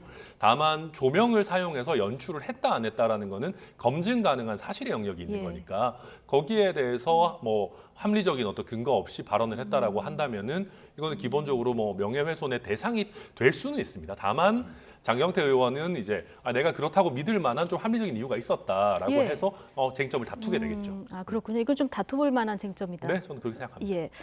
장 최고위원이 조명 활용 의혹을 제기하면서 사진 전문가 외신들을 이제 인용을 했는데요. 이 외신 분석의 근거로 둔 것이 미국의 온라인 커뮤니티 사이트던데 레딧이라는 곳이에요. 이게 어떤 성격의 일단 사이트입니까? 이게 레딧이라는 게 이제 사람들이 글을 올리면 좋아요를 누르면 순위가 위로 올라가고 싫어요를 누르면 순위가 아래로 내려가는 구조로 되어 있는 커뮤니티 사이트입니다. 예. 전 세계에서 방문량으로는 9위고요. 미국 내 영어권에서는 6위를 차지할 만큼 굉장히 대중적인 사이트거든요. 그러니까 예. 우리나라 포털에서 댓글 추천 정도를 생각하시면 될 것 같은데 여러 가지 다양한 토론들이 다양한 커뮤니티에서 벌어지고 있고 여기서 화제가 되면 전 세계적으로 화제가 되는 그런 그렇군요. 예, 루틴 안에 들어와 있는 것이기 때문에 여기서 이렇게 한번 시선을 끌면 사람들이 관심을 가지게 돼 있지만 이것이 언론사는 아닙니다. 언론사는 아니죠.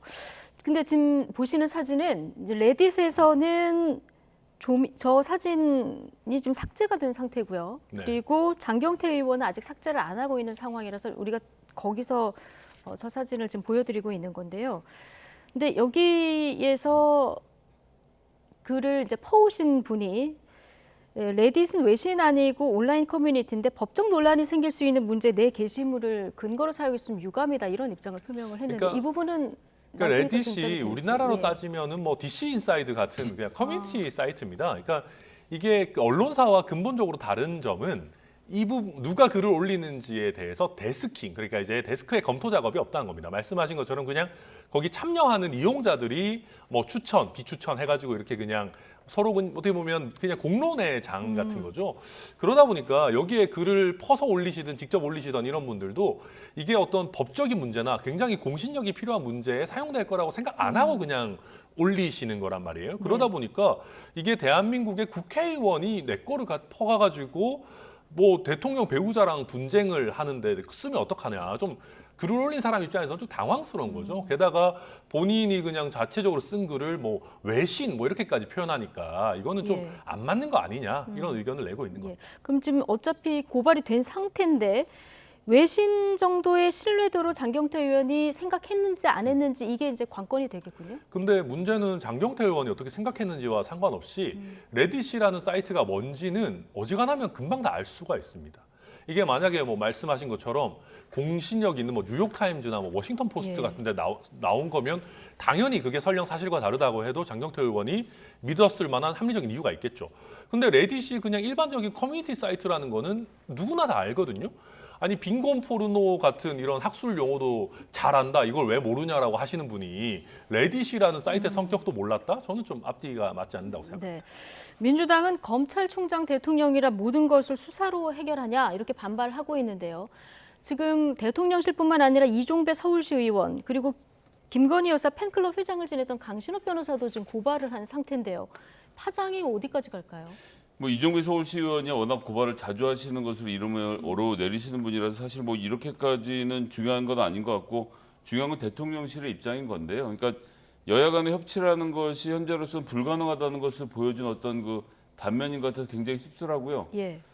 야당과의 협치는 좀 어렵겠지만 여당과의 당정 협의라도 좀 잘해서 남은 국정 운영이라 좀 잘해 주셨으면 하는 바람입니다. 예.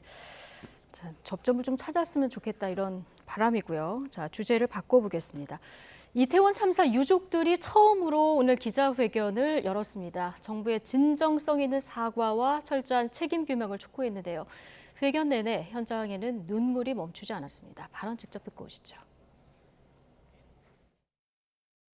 사고 현장 앞을 밥 먹고 뒷짐지고 어슬렁어슬렁 걸어가더니 112 상황실에 있지도 않았더니 헬로윈은 축제가 아닌 현상이라고 말하니 그중에서 가장 괘씸죄를 추가하고 싶은 행안부 장관의 말 바꾸기 이 책임의 앞과 뒤는 누구의 책임이냐며 비웃으며 빈정대더니 이 모두에게 직무유기, 업무상 과실치사는 물론이며 부작위에 의한 살인죄를 적용하여 주십시오. 대통령님이 아끼는 사람들이 국민의 생명을 하찮게 여겨 무시해 생명을 잃게 했다면 그들을 가까이 두어 무엇을 얻을 수 있을까요? 장관의 아이도, 회사원의 아이도, 시장 상인의 아이도 생명의 무게는 다 같지 않습니까? 네, 장관의 아이도 시장 상인의 아이도 생명의 무게는 다 같지 않습니까? 마지막 얘기 듣고 오셨는데 절절한 외침들은 오늘 두 분도 마음 아프셨을 것 같습니다. 오늘 유족들 뭐 여러 발언이 있었는데 어떤 부분이 가장 마음에 남으셨습니까? 예, 저는 그 처음에 무대 발언하셨던 분 빈에서 아이를 30년 동안 이거 30년 사시면서 아이가 이제 20살 될 때까지 키워서 한국에 이제 어학당에 보내서 한국 문화에 대해서 가르치고 싶었는데 희생당했는데 자기가 예스와 노 이런 걸 좀 똑바로 가르치면서 키웠는데 왜 이 나라에는 단 한 사람도 예스 노를 대답하는 사람 책임지는 사람이 없냐라고 말씀을 하시는데 정말 너무나 부끄러웠습니다. 어떻게 보셨습니까? 아유, 저도 너무 마음이 아프고요. 말씀하셨던 것처럼 이게 참 그 고위층의 자제가 저기 있었다 내지는 그것을 경찰 당국이 알았다라고 하면 정말 저렇게 대응을 했을까? 그리고 그렇게 112 신고가 빗발치는 와중에서도 아무것도 안 할 수가 있었을까? 제가 참 유가족들의 입장이라면은 이거 정말 보고서도 믿기지 않는 일이 아닐까? 저도 참 마음이 안 좋습니다. 네. 유족도 오늘 대통령이 공식적으로 사과를 해라. 그리고 책임자들 반드시 이제 책임을 물어달라. 이런 요구를 하면서 6가지 요구 사항도 정리해서 발표를 했거든요. 자, 앞으로 어떤 점들을 우선적으로 좀 먼저 풀어가야 할까요? 전 이제 6가지 요구 사항 중에서 가장 중요한 게 본 것은 피해자들 간의 소통, 인도적 조치 적용 등을 하자는 얘기. 즉 모일 공간도 없다. 지금 서로 연락도 안 된다라고 하는데 행안부 장관 연락처를 뻔히 갖고 계시면서 행안부에서 명단을 모은 적도 없다라고 거짓말했다 또 들키시지 않았습니까? 도대체 이런 실수를 왜 자꾸 반복을 하시는지 잘 알 수가 없고요. 아니 명단을 가지고 이분들이 그러니까 모이기 싫은 분들이 나오실 문제가 아니라 어디를 갈지를 몰라서 헤매는 분들이 속 시원하게 울음 한 번이라도 터뜨릴 수 있는 공간이 있어야 되지 않겠습니까? 그런 오늘 점에서 유족들이 명단 공개 문제가 이제 논란이 됐었는데 이게 논란이 된 것도 만날 공간이 없어서 그랬다. 그렇죠. 그래서 소통 공간을 마련해달라 이런 요구가 예, 뭐 있었습니다. 너무 안타까운 일입니다만 세월호 때는 팽목항이라는 공간이 그런 식의 작용을 일부 했던 것이 있었고 그 당시에 4.16 때 집행위원장을 했던 유경근 위원장도 이번 문제가 불거진 다음에 가장 먼저 제안했던 것이 유가족들이 함께 모일 수 있는 공간을 만들어 드려야 된다라는 제안이 있었는데 이건 이제 그분들이 모이신 다음에 피해자가 참여를 보장하는 진상 규명을 하는 단계까지가 사실은 지원할 수 있는 일이라고 생각합니다. 그럼 그분들이 모이셔서 어떻게 할지 결정하시고 요구사항이 정해지면 거기에 정치권과 정부가 발을 맞추어서 필요한 부분들에 대한 뭐 진정한 사과, 철저한 책임 규명 이건 너무나도 당연한 요구이기 때문에 피해자들이 참여하는 가운데 문제를 순리적으로 풀어갔으면 좋겠습니다. 예. 그 명단 공개에 대한 유족들의 입장이 좀 정리가 될지 이 부분도 관심이었는데 오늘 여기 이제 28분 유족들이 모이셨는데 이 부분들은 유족들 동의하에 공개하는 것이 맞다 이렇게 얘기를 했는데 일단 여기 참석하지 않은 분들의 의견도 좀 들어봐야겠죠. 네, 그렇습니다. 그런데 저는 물론 이제 유가족분들이 함께 의견을 나누고 함께 슬퍼하고 함께 대책을 마련할 공간이 당연히 필요하다고 생각합니다만은 그렇다고 해서 모든 것을 다 함께 결정해야 된다는 것도 맞지 않다고 생각합니다. 예를 들면 공개에 동의하시는 분도 계실 수 있고 나는 공개 원치 않는다 하시는 분도 계실 수 있지 않습니까? 각자의 의견을 잘 수렴해서 게다가 오늘 모이신 분들만이라도 뭐 예를 들면 우리 아이나 아니면 우리 가족의 사진이나 위패나 이런 걸 공개하고 싶다라고 하시는 분들이 있다면 순차적으로 할 수도 있는 일이라고 생각합니다. 그래서 우리가 너무 획일적으로 이렇게 해라 마라라고 할 필요는 없다. 저는 그렇게 생각합니다. 예. 자, 이태원 참사 진상규명을 위한 국정조사를 어떻게 할지 여야가 지금 힘겨루기를 계속하고 있는데 살짝 접점이 찾아질지 관심 있는 부분이 있습니다.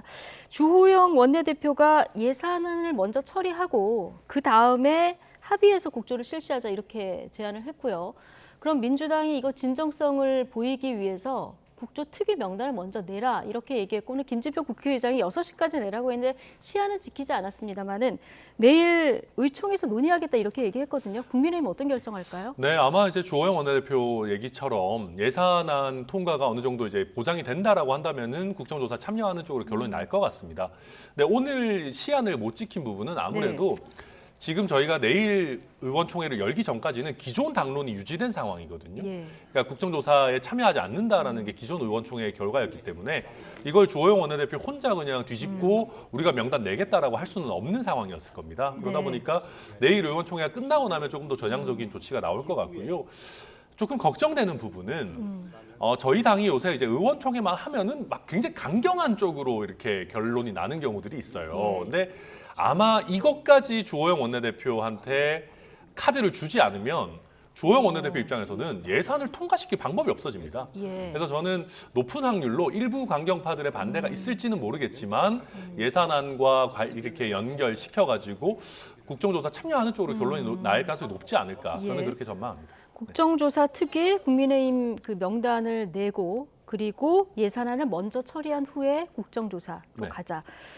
자, 돌파구 찾을까요? 저는 잘 모르겠습니다. 안 될 것 같습니까? 예, 왜냐하면 주호영 원내대표가 웃기고 있네라고 썼던 김은혜 수석을 내쫓은 일만 해도 내쫓은 게 아니라 퇴장시키는 게 너무 당연했던 조처였는데 거기에다 대고 초선 의원이 나가서 그 왜 내보냈냐라고 의총에서 항의했던 것 알고 보니 대통령실과 교감을 통해서 있었다는 보도들도 이어지는 걸로 봐서는 주호영 원내대표가 무슨 자격으로 지금 이런 국정조사를 합의해 왔냐라는 반대가 더 많지 않을까. 그럴 것 같다. 내일 국민의힘 의총 분위기 그럴 것 같다. 대통령께서도 지금 이상민 장관 아무 잘못 없다고 국민안전대책 TF 본부장까지 맡겨놓으신 마당인데 국정조사를 한다고 하면 이상민 장관의 문제점을 지적하는 방향으로 갈 수밖에 없을 텐데 대통령실에서 이거 허가할까요?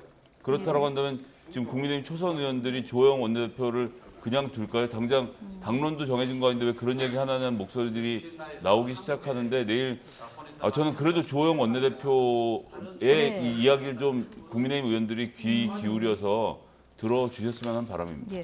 예산안 처리 중요하니까요. 한 발씩 물러난 만큼 내일 국민의힘 의총에서 어떤 결론을 내릴지 이 부분 굉장히 주목해서 좀 봐야 될 것 같습니다. 자, 다음 주제 넘어가겠습니다. 자, 어제 새벽에 석방된 남욱 변호사, 오늘도 기자들 만나서 추가 발언 계속 이어가고 있는 이런 상황인데요. 남의 죄까지 떠안기는 싫고 내가 잘못된 만큼만 벌을 받겠다. 자, 앞으로도 법정에서 계속 이렇게 적극적으로 진술하고 발언할 가능성이 커 보이죠? 이게 이제 저도 이제 피의자, 범죄자분들을 변호하면은요. 이게 수사가 좀 오래 걸리고 재판 오래 받다 보면은 공통적으로 하시는 말씀들이 있습니다. 거짓말하는 것도 너무 피곤하다. 네, 너무 많은 거짓말들을 하다 보면 본인도 너무 피곤하고 내가 언제 어떤 얘기 했는지도 헷갈리고 이게 잘 정리가 안 됩니다. 그러고 나서 그냥 진실을 얘기하기 시작할 때 마음에 좀 평온을 얻으시는 분들도 있거든요. 저는 남욱 변호사 진술 보면 물론 지금도 본인이 살기 위해서 가능하면 조금 벌을 받기 위해서 전략적으로 움직이는 부분도 있겠지만은 나름대로 좀 털어놓으려고 하는 것 같은 느낌을 저는 받고 있습니다. 게다가 지금 민주당에서도 남욱 변호사 공격하고 있지만 지금 오히려 그렇게 자신 있으면은 나를 위증죄로 차라리 추가로 고소를 해라. 나는 사실만을 얘기하고 있다라는 태도거든요. 이런 거를 놓고 보면 남욱 변호사가 대선 전에는 이재명 대표가 대통령 될까 봐 좀 이렇게 좀 조심하고 있다가 이제는 털어놓는 그런 전략으로 간 게 아닌가. 그렇게 해서 최대한의 선처를 구하는 방향으로 가고 있다. 저는 그렇게 보고 있습니다. 매우 구체적인 발언들을 내놓고는 있는데요. 또 어떻게 들으셨습니까? 그러니까 지금 검찰이 얘기하고 있는 범죄 구조를 정확히 볼 필요가 있는데요. 다른 건 다 떼놓고 남욱 변호사가 했던 일은 대장동 개발 일인 겁니다. 거기서 자기 수익이 있었던 것이고요. 정계와 법조계에 대한 로비는 김만배 씨가 담당했던 것으로 보입니다. 역할이 분담되어 있었고 지금 그 돈이 흘러가든 뭐가 되든 전부 다 김만배 계좌에서 이재명 측근으로 흘러가는 구조로 지금 검찰이 설명하고 있잖아요. 저희들에게. 그러니까 남욱 변호사의 진술은 사실은 이 구조에서는 중요한 얘기는 아닙니다. 내가 김만배로부터 이렇게 들었다라는 이야기만 계속 지금 할 뿐이지 직접적으로 겪었던 일이 아니잖아요. 그렇기 때문에 이제 앞으로는 김만배 씨의 진술이 전 중요해질 거라고 보고요. 이러나 저러나 김만배 씨가 정말 428억이라는 돈을 이재명 시장실 몫으로 놔두고 그 돈을 전달하려고 했다면 그건 전 국민이 분노할 일이고 그렇기 때문에 이렇게 지금 수백 명의 인력이 투입돼서 이 사건을 수사하고 있는 거 아닙니까? 그럼 그 관계를 검찰이 밝혀낼 의무가 있고 거기에 대해서 김만배 씨가 화답을 해야 될 일이라고 생각을 하고요. 그런 점에서 남욱 씨는 지금 본질에 비껴가 있는 사람이라고 봅니다. 그러면 내일 이제 김만배 씨 내일 자정에 석방되지 않았습니까? 아직까지는 김만배 씨가 입을 꼭 다물고 있는 상태인데 내일 나와서 발언들을 할 때 어떤 입장 취할까 굉장히 관심이거든요. 어떻게 예상하십니까? 이제 꼭 다문다기보다는 본인은 본인의 입장에서 설명을 하고 있는 것이 이건 내 돈이라고 지금 얘기를 하고 있는 거지 않습니까? 그러니까 지금 현실의 법정에서의 검사는 그 700억이 유동규의 것이다라고 주장을 하고 예. 있고요. 지금 수사관에서의 검사들은 아니다. 그 돈이 사실 유동규 게 아니라 유동규, 김용, 정진상 거라고 설명하고 있고요. 그리고 현실에 있는 김만배 씨는 아니다. 내 돈이다라고 설명을 하고 있는데 검사들이 다 하나지 않습니까? 예. 이걸 정리를 해줘야죠. 누가 말이 맞는지를 정리를 해주는 일을 검사가 해줘야 하는데 예. 법정에서의 검사의 진술과 지금 수사 과정에서의 검사의 진술이 달라지니까 저도 들으면서 이제 무슨 얘기가 맞는지 모르겠어요. 예.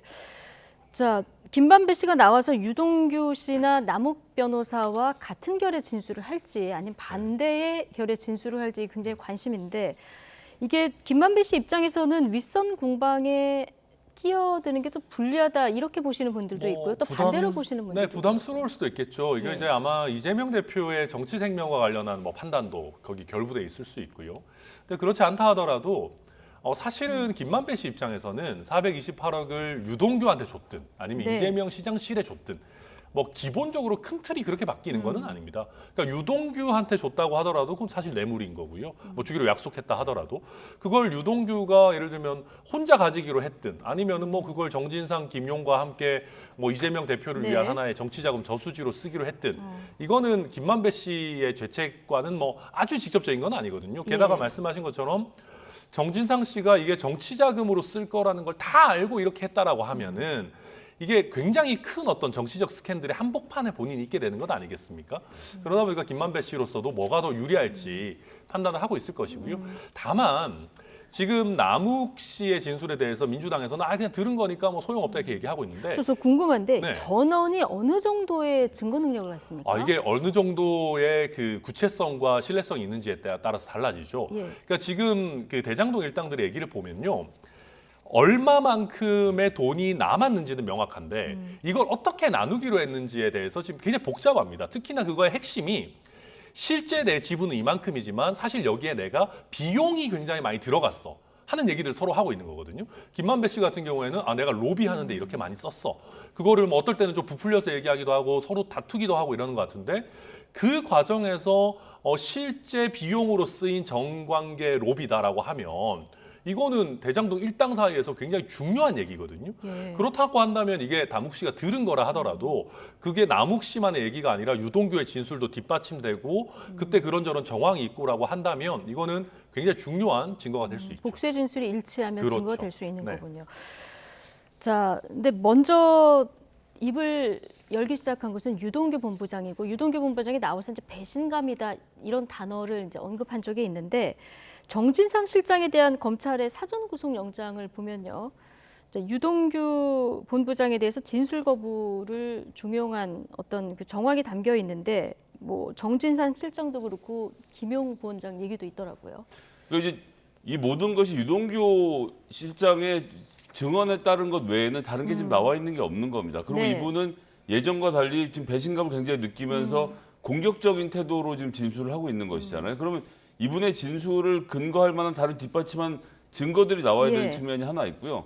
가장 중요한 건 계속 말씀드리지만 이건 김만배라는 저수지로부터 돈이 흘러나와서 이쪽으로 전달되어야 하는데 네. 검찰이 그렇게 설명은 하면서 실제로 돈은 남욱 변호사의 주머니에서 나오거든요. 그것이 뭐 8억이든 3억 5천이든. 예. 그러니까 김만배 씨는 또 저기 보면 50억 클럽 관련돼서 박영수 특검 측의 인척에게 100억을 막 전달하는 과정 굉장히 쉽게 하는데 왜 이재명 지사 쪽으로 돈이 흘러올 때만 본인에게서 돈이 나오지 않고 남욱에서부터 출발해서 돈이 흘러가는지, 그럼 혹시 유동규와 남욱 씨가 또 특수관계는 아니었는지 이런 부분에 대한 규명이 아직 제대로 되지 않은 상태이기 때문에 예. 유동규 씨의 진술만 가지고 뭐라고 말씀드리기가 어렵습니다. 근데 이제 디테일한 거는 뭐 물론 좀 따져봐야 되겠지만 지금 나오는 얘기들을 보면 이거를 유동규든 남욱이든 소설을 쓴 것 같아 보이진 않아요. 뭐 남욱 씨도 직접 얘기했습니다만은 이거를 소설을 쓸 정도의 능력이라 그러면은요 넷플릭스에 취직해야 됩니다. 넷플릭스에 취직해야 될 정도니까. 예. 굉장한 이게 플롯이거든요. 네. 이게 뭐 대장동 게임, 뭐 아수라 2 이런 거 찍어도 될 만큼 지금 굉장한 대하 드라마를 쓰고 있는 건데 지금 정진상 실장이나 김용 실장의, 그러니까 김용 그 부원장의 그 증거인멸 관련해서도 굉장히 구체적인 내용이 나오고요. 그리고 그때 저희가 다 기억하지 않습니까? 이재명 대표가 당시에 그 선거 이전에 그 행안부 국정감사 경기지사로서 받을 때 아무도 모르고 있었는데 뭐 유동규 씨가 그때 누워 있었다느니 뭐 핸드폰을 이렇게 던질 때의 상황에 대해서 뭐 자살을 아니 뭐 극단적인 선택을 뭐 이렇게 한다느니 이런 얘기를 해서 다들 아니 저걸 이재명 지사가 어떻게 알았냐. 결국 그 뒤에 정진상이나 김용이나 이런 사람들이 유동규랑 굉장히 밀접하게 소통하고 있었던 거 아니냐라는 게 있었는데 그 구체적인 내용들이 지금 나오고 있는 것이거든요. 그렇다고 한다면 요새 민주당 의원분들 뭐 CCTV 이런 거 관련해 가지고는 뭐 대책팀에서 뭐 막 반박하는 기자회견도 하고 그러시던데 이거는 과연 반박할 수 있는 내용인가? 전 되묻고 싶습니다. 그럼 남욱 변호사의 진술이 어느 정도 신뢰성이 있는지 법원이 판단하겠습니다만은 오늘은 뭐 2018년 경기도지사 선거 때도 자금을 댔다 이런 얘기를 해서 결과적으로 성남시장 재선부터 있었던 선거에 이제 돈을 댔다 이런 주장을 하고 있는 상황이고요. 검찰은 이게 지방자치 권력 사유화다 이렇게 성격을 규정한 상황 아니겠습니까? 약간 포커싱이 대장동 일당에서 뭐라 그럴까요? 이 대표 측근 쪽으로 옮겨간 이런 느낌이 있어요. 어쨌거나 그 돈이 어디서 쓰였는지를 증명하는 게 되게 중요해진 겁니다. 그러니까 왜 그러냐면요. 428억이 이재명 시장실로 넘어갔다는 것만 입증하면 사실 나머지는 별로 중요한 문제가 아닌 게 됩니다. 네. 428억의 뇌물 받은 사람들 그냥 놔두면 되겠습니까? 근데 이게 입증이 안 되고 지금 뭐 1억 4천, 4천만 원, 3억 5천 이런 돈들이 건네간 것에 대해서는 일부 지금 남욱으로부터 시작해서 유동규까지 돈이 흘러간 흔적만 나와 있으니까 이 돈이 어떻게 쓰였는지를 입증함으로써 죄를 엮어 넣으려고 하는 것인데 예. 이 사건은 본질로 돌아와야 된다. 왜 이렇게 대규모의 수사팀을 꾸렸느냐. 대장동이라는 사업을 가지고 이재명 성남시장과 그 주변 사람들이 400억이 넘는 사익을 편취하려고 했던 사건. 이 사건의 성격을 규정하는 이것에 걸맞은 수사 결과를 검찰이 내놓을 의무가 좀 있다고 생각합니다. 예. 지금 유동규 본부장에서 정진상, 김용까지 뭐 여러 가지 진술이 있지만 이재명 대표까지 가는 어떤 고리에 대한 정확한 진술이 좀 없는 상태인데 그럼에도 불구하고 이재명 대표 검찰이 소환할까요? 뭐 언젠가는 하지는 않겠습니까? 예, 근데 바로 될지는 좀 봐야 될 것 같습니다. 예. 이재명 대표도 예사뿐은 아니시거든요. 게다가 또 법조인 출신 아니겠습니까? 뭐 남욱이라든지 이런 사람들하고 만날 때 이재명 대표가 직접 만났겠습니까? 게다가 뭐 그 핵심 멤버 뭐 텔레그램 방 여기도 오히려 본인은 빠져 있고 뭐 그랬다고 지금 이런저런 얘기도 나오는데 그렇기 때문에 김용이나 정진상 실장이 어떤 구체적인 진술을 하거나 아니면 정치자금 명목으로 받아갔다는 의혹이 있는 돈이 실제로 이재명 대표의 선거를 위해서 쓰였다거나 이런 구체적인 내용이 나오지 않는 한은 이재명 대표를 직접 소환하는 것은 생각보다 시간이 좀 걸릴 수도 있다. 네. 다만 뭐 저도 검찰이 얼마만큼의 증거를 가지고 있는지 100% 아는 것은 아니기 때문에요. 예.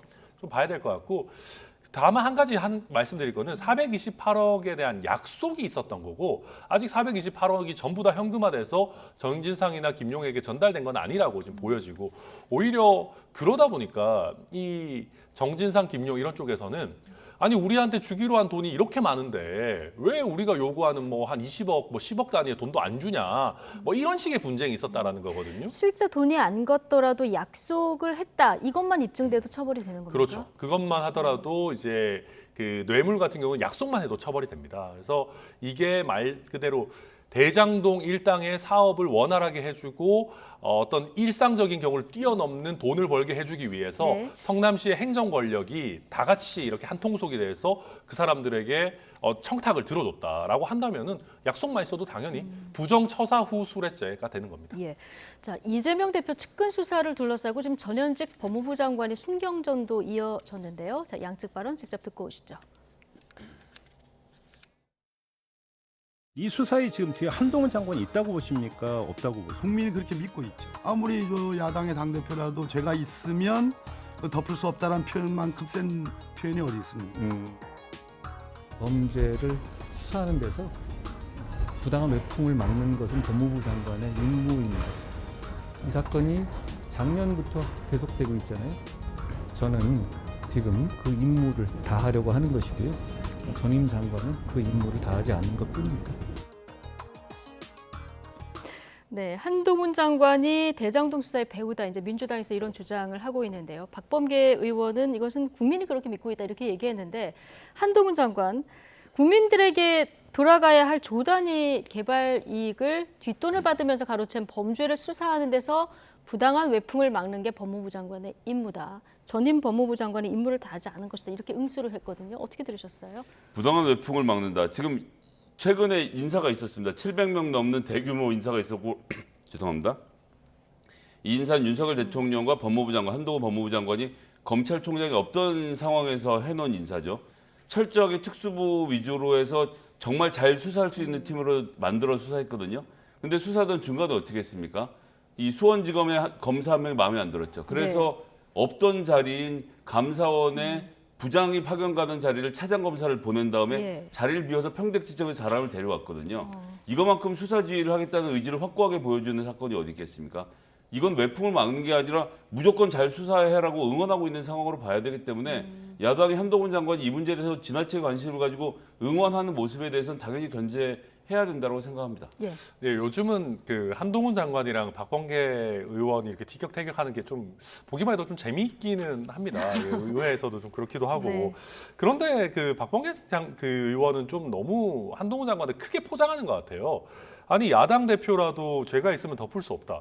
굉장히 원론적인 표현 아닙니까? 게다가 지금 검찰의 일선 수사팀의 간부들도 지금 이 수사 상황과 관련해서 한동훈 장관에게 뭐 보고를 하거나 지시를 받거나 하는 바 전혀 없다라고 하고 있거든요. 게다가 지금 수사가 뭐 이상한 방향으로 가고 있다라고 하면 모르겠는데 법원에 의해서 뭐 김용이든 정진상이든 구속이 돼서 어느 정도 이게 뭐 조작이라거나 검찰의 무리한 수사거나 이런 프레임은 이미 좀 깨졌거든요. 그런 상황에서 이걸 가지고 한동훈 장관 탓을 한다? 저는 그건 맞지 않다. 오히려 한동훈 장관의 공이 될 만한 수사다. 저는 그렇게 생각합니다. 이 발언을 너무 크게 본다 이렇게 보시는 거군요. 네, 뭐만 하면은 자꾸 한동훈 장관 거는 막 이렇게 포장을 많이 해주시더라고요, 민주당에서.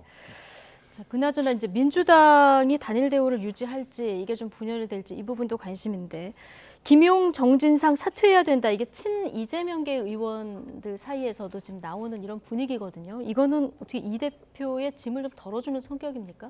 뭐 저는 그런 차원의 진술을 보고요. 그렇게 얘기를 해서 뭐 내부에서 뭐 갈라진다 이렇게 보기는 좀 어려운 것 같고, 그러니까 굳이 당이 나서서 당직자의 범죄까지 비호해 줄 필요는 없다고 봅니다. 죄가 있으면 물으면 될 것이고 이건 뭐 개인이 해결해야 될 문제니까요. 이게 당사를 압수수색 당하다 보니까 당 차원에서 대응하다가 지금 여기까지 온 지경인데 좀 한번 전열을 정비할 필요가 있을 거라고 생각을 하고요. 개별적인 대응, 개별적인 대응대로 당의 대응은 당의 대응대로 좀 정리를 해줄 타이밍이 아닌가 생각을 합니다. 그 비이재명계 반발이 앞으로 본격화되는 거 아니냐 이런 그 예측을 하시는 분들도 있는데 어떻게 전망하십니까? 네, 방금 이제 우리 김성일 소장님처럼 합리적으로 당이 어느 정도 선을 긋고 뭐 농내 의원 대하듯이 그냥 하면은 누가 뭐라 그러겠습니까? 동일한 잣대로. 네, 그런데 당장 오늘도 뭐 남욱의 뭐 얘기가 조작이라느니 뭐 이런 식으로 대변인 공식 논평이 막 나오거든요. 이거는 사실 김용이나 정진상 이분들이 당무를 하는 과정에서 뭐 범죄 혐의를 받은 것도 아니고 다 어떻게 보면 성남시에 있었던, 그러니까 지금 당의 중앙당과는 관련 없는 일인데 너무 과하게 이제 개입을 하시니까 비명계 의원들 입장에서는 아니 이러다가 이거 당 자체가 전체가 도매금으로 넘어가게 생겼다라는 우려를 안 할 수가 없어요. 그래서 지금은 소위 소신파라고 하는 이제 조금 박해에서 이제 금은 나오셨으니까 조박해만 얘기가 나오지만 이제는 조금 더 그런 뭐 이낙연계 의원 이런 사람들로 조금씩 더 확대되는 기류로 갈 거다. 저는 그렇게 생각합니다. 자, 이런 위기 상황에서 폭행 전과가 있는 이재명 대표 이제 옛날 비서죠. 국장급 당직자로 채용이 된 부분이 또 논란이더라고요. 이 부분은 어떻게 보십니까? 자, 이건 당 대표가 되고 나서 당직자 채용에 대한 절차를 밟으면 이게 보통 한 달 정도 걸리거든요. 그때 해놨던 일이 지금 벌어지는 거라서 그런 전력이 있었던 부분에 대해서 예전에 해명을 하고 계속 고용을 해왔던 것이기 때문에 그것의 연장선상으로 볼 일이지 지금 벌어지고 있는 이 일과 특별한 연관성이 있어 보이진 않습니다. 그런데 수사는 계속 진행이 되오지 않았습니까? 네. 뭐 그렇긴 합니다만 그건 그거고 본인이 같이 일하던 사람이 바깥에서 있던 것을 당으로 데리고 들어온 절차 정도로 저는 이해를 하고 있습니다. 아, 그렇군요.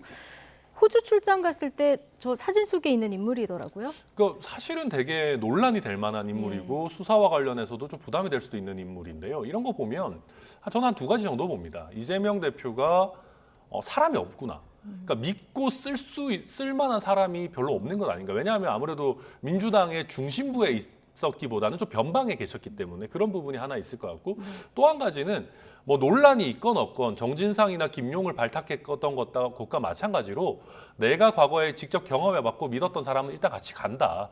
그리고 오히려 이런 논란 있는 사람을 내 곁에 둬가지고 그 사람이 약간 내 뜻과 다른 뭐 진술을 하려는 것도 막으려는 그런 의도도 있는 게 아닌가. 뭐 저는 그렇게 봅니다. 지금 당원 80조를 적용해야 된다 말아야 된다 이 얘기도 있어서 자, 민주당 내에서 앞으로 얘기가 어떻게 분출이 될지 이 부분도 좀 관심 있게 지켜볼 대목인 것 같습니다. 나이트 포커스 오늘은 천하람 국민의힘 전남 순천갑 당협위원장 그리고 김성회 정치연구소 싱크와이 소장 두 분과 함께했습니다. 고맙습니다.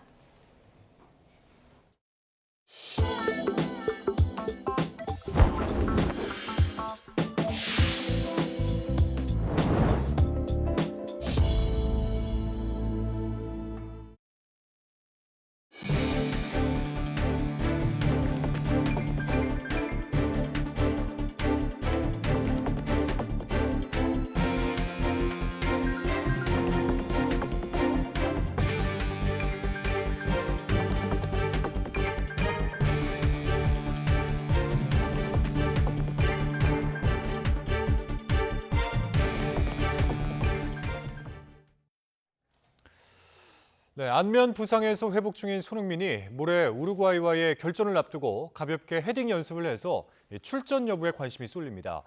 SNS를 통해 준비는 끝났다 이렇게 밝혀서 기대감을 키우고 있습니다. 서범국 기자입니다.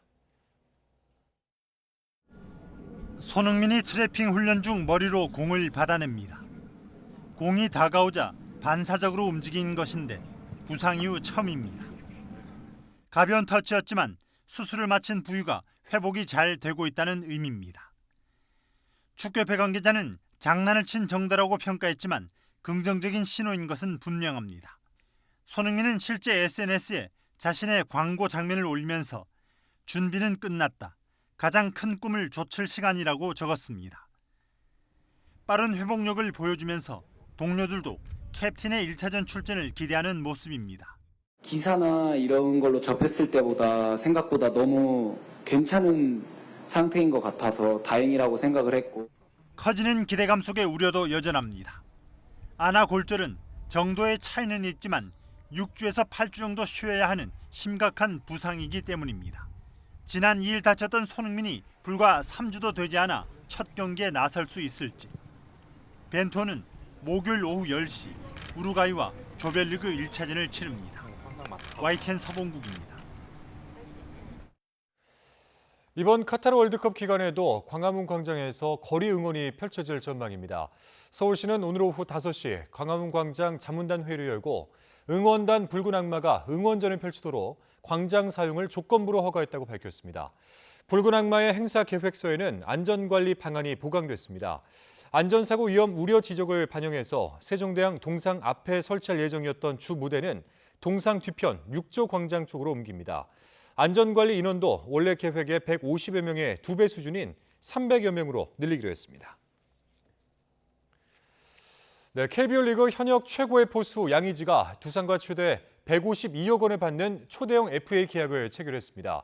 양의지는 두 번의 FA에서 272억 원을 챙겨 개인 통상 FA 총액 1위로 올라섰습니다. 김상희 기자입니다.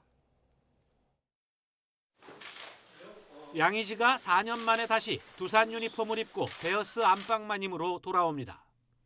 계약 조건은 4+2년에 최대 152억 원.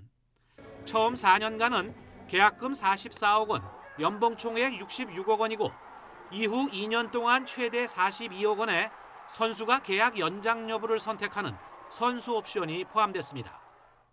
4년이라는 시간이 흘러서 이렇게 다시 돌아왔는데 정말 이번에는 제가 은퇴할 때까지 두산 베어스와 함께 할 수 있어가지고 너무 구단에 감사드리고 KBO 리그에서 총액 155억 원을 넘긴 계약은 SSG 김광현과 기아의 나성범, 롯데 이대호에 이어 네 번째이며 양의지는 종전 김광현의 최고액 기록을 1억 원 뛰어넘었습니다. 2018년 4년간 125억 원을 받고 NC로 이적했던 양의지는 두 번의 FA에서 277억 원을 챙겨 230억 원인 LG 김현수의 기록도 갈아치웠습니다. 양의지의 잠실 복귀는 새롭게 두산 주의봉을 잡은 이승엽 감독의 취임 일성에서 시작됐습니다. 만약 우리 팀에서 가장 필요한 포지션이 뭐냐고 물으신다면 저는 포수라고 말씀을 드릴 겁니다. 이승엽 감독에게 주는 구단의 통큰 선물인 셈입니다.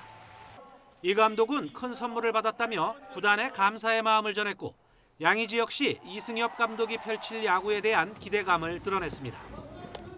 한 자리에서 야구를 할 수 있다는 게 너무 뜻깊은 것 같고 또 어떤 야구를 하실까 또 기대도 있고 올 시즌 하위권 추락에 불명예를 싣고 명가재건을 노리는 두산이 천군만마가 될 FA 시장 최대어를 손에 넣었습니다.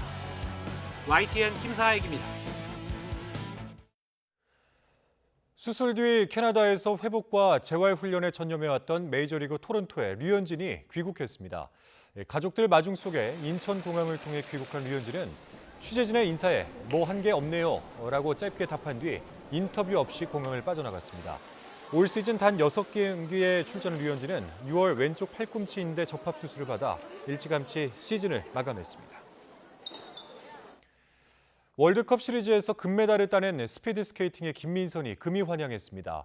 남자 장거리 에이스 정재원과 함께 귀국한 김민선은 월드컵 우승은 그동안 꿈꿨던 목표였다며 꿈에 나왔던 이상화 언니가 축하 메시지를 보내줬다고 말했습니다. 김민선은 노르웨이에서 열린 월드컵 1차 대회 여자 500m에서 이상화 이후 7년 만에 우승한 뒤 1000m에서도 은메달을 따냈고 정재원은 2차 대회 남자 매스 스타트에서 은메달을 차지했습니다.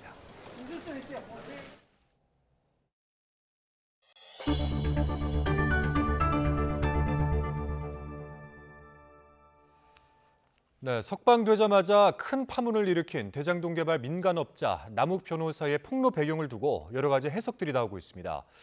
검찰 수사에 협조해 낮은 구형을 받으려 한다는 의견도 있는데 양날의 검이 될 수 있다는 분석도 나오고 있습니다. 홍민기 기자입니다. 석방 뒤 첫 대장동 재판에서 남 변호사는 과거 진술이 사실과 다른 점이 있다며 스스로 입을 열었습니다. 검사 질문이 없었는데도 천화동인 1호 지분에 이재명 당시 성남시장 측 지분이 있다고 들었다며 포문을 연 겁니다. 의도가 담긴 폭로가 아니냐는 해석이 나온 배경이기도 합니다. 남 변호사는 법정에선 지난해 수사 당시엔 입국하자마자 체포돼 정신이 없었고 겁이 났다고 했는데 다음 날 기자들과 만난 자리에선 자신이 하지 않은 일까지 모두 떠안기는 싫다며 잘못한 만큼만 처벌받겠다는 말도 남겼습니다. 실제 남 변호사의 진술 내용을 들여다보면 나름의 계산이 깔린 걸로 보입니다. 우선 천화동인 1호에 이 시장 측 지분이 있다고 들었다. 자신 지분은 점점 줄어들었다고 말한 것은 대장동 사업의 몸통과 분리하려는 전략으로 읽힙니다. 자신은 부수적인 자금줄 역할에 불과했다는 걸 부각하려는 의도란 겁니다. 2014년 말 대장동 개발 비리 혐의로 검찰 수사를 받는 사이 김만배 씨가 정진상, 김용 씨와 의형제를 맺고 영향력을 키웠다는 발언 역시 사업을 주도한 건 김만배 씨였다는 걸 강조하려는 의도로 해석됩니다. 과거 반부패 수사를 맡았던 한 부장검사는 검찰 수사에 협조한다는 인식을 줌으로써 구형을 낮추려는 전략으로 보인다고 말했습니다. 다만 이런 폭로가 오히려 남 변호사에게 불리하게 작용할 수 있다는 분석도 있습니다. 2014년 성남시장 재선을 앞두고 이재명 당시 후보에게 4억 원 이상을 전달했다거나 유 전 본부장에게 전달한 뇌물 3억여 원이 정진상, 김용 등 높은 분들 몫으로 안다는 증언은 오히려 형량을 늘릴 수 있다는 겁니다. 지난해 배임과 뇌물 등 혐의로 기소돼 재판받고 있는 남 변호사는 김용 부원장에게 불법 대선자금 8억 4천여만 원을 건넨 혐의로 지난 8일 추가 기소됐습니다. 검찰 출신 한 변호사는 검찰의 구형과 법원의 양형 과정에서 이런 폭로가 이른바 양날의 검이 될 수 있다고 평가했습니다. 남 변호사는 매주 월요일과 금요일마다 이어지는 대장동 재판에서 당분간 증인석에서 유 전 본부장 등 다른 피고인들의 질문에 답할 예정이라 추가 폭로 가능성은 여전히 열려 있습니다. YTN 홍민기입니다. 노동계가 이번 주부터 잇따라 파업을 예고했습니다. 당장 모레부터 화물연대 총파업과 철도 노조의 태업이 시작되면서 물류 운송 대란이 재현될 우려가 커지고 있습니다. 김연아 기자입니다. 민주노총이 노란봉투법으로 불리는 노조법 2, 3조 개정안을 위한 총력 투쟁을 선포했습니다. 개정안은 원청에 사용자 책임을 부여하고 파업 관련 손해배상을 제한하는 건데 경영계는 원청이 수많은 하청 노조와 교섭할 수는 없다며 반대하고 있습니다. 민주노총은 국민 안전과 생명보호, 노동권의 확대, 민영화 저지와 공공성 강화를 위해 총파업, 총력 투쟁을 선포한다. 민주노총은 정기국회가 끝날 때까지 24시간 농성투쟁과 더불어 의제별, 가맹별, 대국회 총력투쟁을 전개하기로 했습니다. 산하단체들도 줄파업을 선언했습니다. 건설노조가 먼저 총력투쟁 결의대회를 열었고 24일 0시 화물연대본부가 총파업을 시작하고 철도노조도 준법 투쟁에 돌입합니다. 30일에는 지하철 1호선에서 8호선 운행을 맡은 서울교통공사노조, 다음 달 2일엔 철도노조가 본격적인 총파업을 예고해 물류와 운송이 마비될 위기입니다. 여기에 25일엔 민주노총 산하 공공운수와 대학, 보건의료, 서비스연맹 등 6개 산별 노조 비정규직 20만 명이 파업합니다. 물가 폭등 시대에 1%대 임금 인상안으로 비정규직을 우롱하는 정부와 교육감을 강력하게 규탄하며 정부는 어려운 경제 상황을 고려해 대화의 장으로 복귀해달라고 요청했습니다. 어려운 경제 상황에서 연대 총파업까지 겹치면 우리 경제에 헤어날 수 없는 피해가 예상됩니다. 국민 생업의 고통도 이루 말할 수 없이 가중될 것이라고 생각합니다. 정부는 또 산업계 피해를 줄이기 위해 불법적 운송 거부나 운송 방해 행위에 대해 엄정 대응하고 대체 수송 차량 투입과 제품 선출화 등 비상 수송 대책을 시행할 예정입니다. YTN 김현아입니다. 서울대병원과 보라매병원 노동자들이 내일부터 3일 동안 2차 총파업에 들어갑니다. 민주노총 공공운수노조 의료연대본부 서울대병원 분회는 내일 오전 서울대병원 앞에서 파업 출정식을 열고 인력 확충과 의료 공공성 강화 등을 촉구합니다. 이번 파업에는 응급실과 수술실 등 필수 유지 인력을 제외한 간호직 등 900여 명이 참여할 것으로 예상되며 서울대병원이 위탁 관리하는 보라매병원 조합원도 파업에 동참할 예정입니다. 국내에서 네 번째 원숭이 두청 확진자가 발생했습니다. 중앙방역대책본부는 이 네 번째 환자는 세 번째 확진 환자가 검사를 위해 입원했던 격리병상의 의료진으로 오늘 확진 판정을 받았다고 밝혔습니다. 이 환자는 지난 14일 세 번째 환자의 피부 병변 검체를 채취하다 주사 바늘에 찔린 후 고위험 접촉자로 분류돼 능동 감시 중이었습니다. 유엔 안보리에서 북한의 대륙간 탄도미사일 발사 문제를 논의한 데 대해 김여정 노동당 부부장이 명백한 이중 기준이라며 끝까지 초강경으로 대응하겠다고 반발했습니다. 이 김 부부장 명의 담화가 나온 건 지난 8월 이후 3개월 만인데 추가 도발을 위한 명분을 쌓고 있다는 분석이 나오고 있습니다. 최두희 기자입니다. 북한 김여정 노동당 부부장이 대륙간 탄도미사일 ICBM 발사를 논의한 유엔 안보리 장외 성명에 강하게 반발했습니다. 김 부부장은 유엔 안보리가 미국과 남한의 군사연습들에 대해선 외면하고 자신들의 자위권 행사를 거론한 건 명백한 이중 기준이라고 반발했습니다. 그러면서 자위권 행사에 시비를 거는 그 누구도 절대로 용납하지 않을 것이며 끝까지 초강경 대응할 것이라고 위협했습니다. 그러면서 이번 논의를 정치적 도발로 규정한 뒤 반공화국 적대 행위에 집념하면 할수록 더 치명적인 안보 위기에 직면하게 된다는 것을 명심해야 한다고 강변했습니다. 김 부부장의 이번 담화는 지난 8월 윤석열 정부의 비핵화 로드맵인 담대한 구상에 대해 거부 의사를 밝힌 지 3개월여 만입니다. 새로운 ICBM 발사라든가 새로운 7차 핵실험 등을 염두에 두고서 명분 축적 차원에서 김여정을 이번에 등판시킨 것이다라고 해석이 됩니다. 앞서 북한은 지난 17일 한미일 확장 억제 강화에 반발한 최선희 외무상의 성명 직후 화성 17형 ICBM을 발사했습니다. 이번에는 대남 업무를 총괄하는 김 부부장이 직접 나서 초강경 대응을 예고하면서 한반도를 둘러싼 긴장감도 높아지고 있습니다. YTN 최두입니다. 발칸반도의 화약고로 불리는 세르비아와 코소보가 자동차 번호판 교체 문제로 일촉즉발의 위기에 직면해 있습니다. 자동차 번호판이 뭐길이 중요한가 이런 생각이 드시겠지만 원인은 오랜 민족적 갈등이 있어서 해결책이 쉽게 나오지 않고 있습니다. 임수근 기자입니다. 발칸반도의 작은 국가 코소보. 1990년대 말 유고 연방이 해체될 때 세르비아에서 분리 독립하려다 1만여 명이 숨지는 참혹한 내전을 겪었습니다. 2008년 유엔과 서방의 승인 아래 독립을 선포했으나 세르비아는 아직도 이를 인정하지 않고 있습니다. 지난 7월 말 알바니아계가 주축이 된 코소보 정부는 자국 북부에 거주하는 세르비아계 주민들에게 기존 세르비아 정부의 자동차 번호판 대신 코소보 번호판을 달 것을 요구했습니다. 세르비아계 거주 지역이 코소보 영토인 점을 확실히 하려는 의도입니다. 5만여 명이 이르는 북부 세르비아계는 당연히 반발하고 나섰습니다. 분노한 세르비아계 주민들이 코소보 북부 지역에 바리케이트를 치고 도로를 점거하는 등 소요 사태를 일으켰습니다. Mi smo svoji na svome I od toga nećemo odustati jer odavde nema nazad. Živjela Srbija! 이에 세르비아 정부도 세르비아계를 탄압한다며 비판에 나서자 코소보 당국은 결국 시행을 연기했습니다. 코소보와 세르비아가 번호판 갈등을 해소하기 위해 유럽연합의 중재하에 만났지만 끝내 합의점을 찾지 못했습니다. There is an important responsibility for the failure of the talks today and for any escalation and violence that might occur on the ground on the following days. 코소보 정부는 번호판을 교체하지 않는 차량 운전자에 대해 당장 150유로의 벌금을 부과한다는 방침이어서 세르비아계와의 물리적 충돌이 우려되고 있습니다. 현재 코소보는 미국과 유럽연합을, 세르비아는 러시아와 중국을 핵심 동맹국으로 두고 있습니다. 제2의 우크라이나 사태가 터지는 건 아닌지 유럽이 긴장하고 있습니다. YTN 임수근입니다. 일본이 쏘아 올린 초소형 무인 탐사선이 통신 두절로 달 착륙에 실패했습니다. 지난달 인공위성을 실은 소형 로켓 발사가 실패로 끝난 데 이어 일본은 우주 도전에 또다시 고배를 마셨습니다. 도쿄에서 이경화 특파원입니다. 달 탐사에 대한 인류의 꿈을 싣고 날아오른 아르테미스 1호.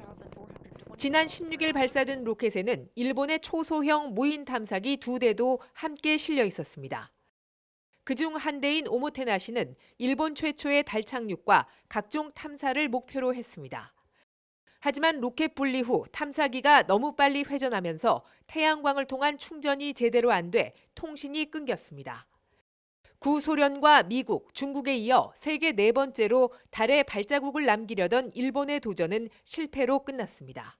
おもてなしのもう一つの目的である地球磁気圏外での放射線環境測定など月面着陸以外の技術実証を目指し引き続き復帰作業を継続すると聞いており 지난달에는 인공위성 8대를 실은 소형 고체 연료 로켓 입실론 6호기 발사도 실패했습니다. 일본 우주항공연구개발기구 작사는 발사 후 6분 30초 만에 로켓에 이상이 감지되자 기체 파괴를 지시했습니다. 일본이 주력 로켓 발사에 실패한 것은 19년 만에 처음입니다. 우주항공 분야를 차세대 산업으로 키우려던 일본 정부의 야심이 잇따라 좌절된 셈입니다. 打ち上げに失敗しました。地元をはじめ関係する皆様、また搭載された衛星に関係された皆様のご期待に応えられず、深くお詫びを申し上げます。 달 뒷면을 향해 가고 있는 또 다른 탐사기는 현재 정상적으로 움직이고 있는 것으로 나타났습니다. 미국이 이끄는 달 탐사 계획 아르테미스의 핵심 파트너인 일본은 유인 우주정거장과 우주인 활동 등으로 협력을 확대할 계획입니다. 이번 달 착륙은 실패했지만 우주 개척을 향한 일본의 도전은 계속될 것으로 보입니다. 도쿄에서 YTN 이경아입니다.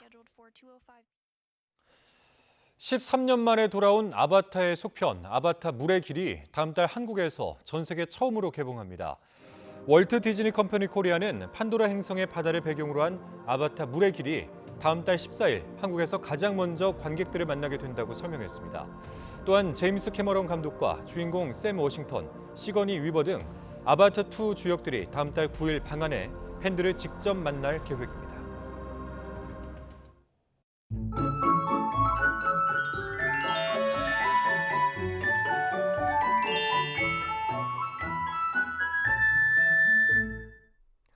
가을비가 전국을 적시고 있습니다. 이 비는 내일 오전에 대부분 그치겠고 오후에는 대체로 구름만 많은 가운데 서울 낮 기온이 16도까지 오르는 등 오늘보다 1, 2도, 예년보다 3도에서 6도가량 높아 선선하게 느껴지겠습니다.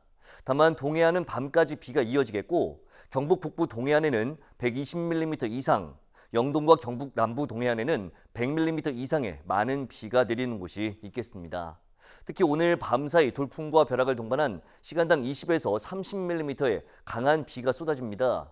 피해가 우려되는 만큼 대비 철저히 해주시기 바랍니다. 다른 지역에는 5에서 40mm의 비가 오겠고 경기 동부와 영서, 충북에는 낮 한때 빗방울이 조금 떨어지는 곳이 있겠습니다. 또 충청과 전북을 중심으로 공기가 탁하겠습니다. 내일 아침 기온 오늘과 비슷하거나 조금 높겠습니다. 서울 9도, 대전 8도, 광주 10도, 부산 14도로 예상됩니다. 낮 기온은 오늘보다 1, 2도가량 높겠습니다. 서울 16도, 대전 16도, 광주 16도, 부산 19도로 예상됩니다. 이번 주 내내 예년 기온을 웃돌겠고 경기 북부와 영서 북부에는 금요일 밤에 또 한 차례 비가 내릴 전망입니다. 날씨 정보였습니다. 화요일 뉴스나이트 마치겠습니다. 함께해 주신 여러분 고맙습니다.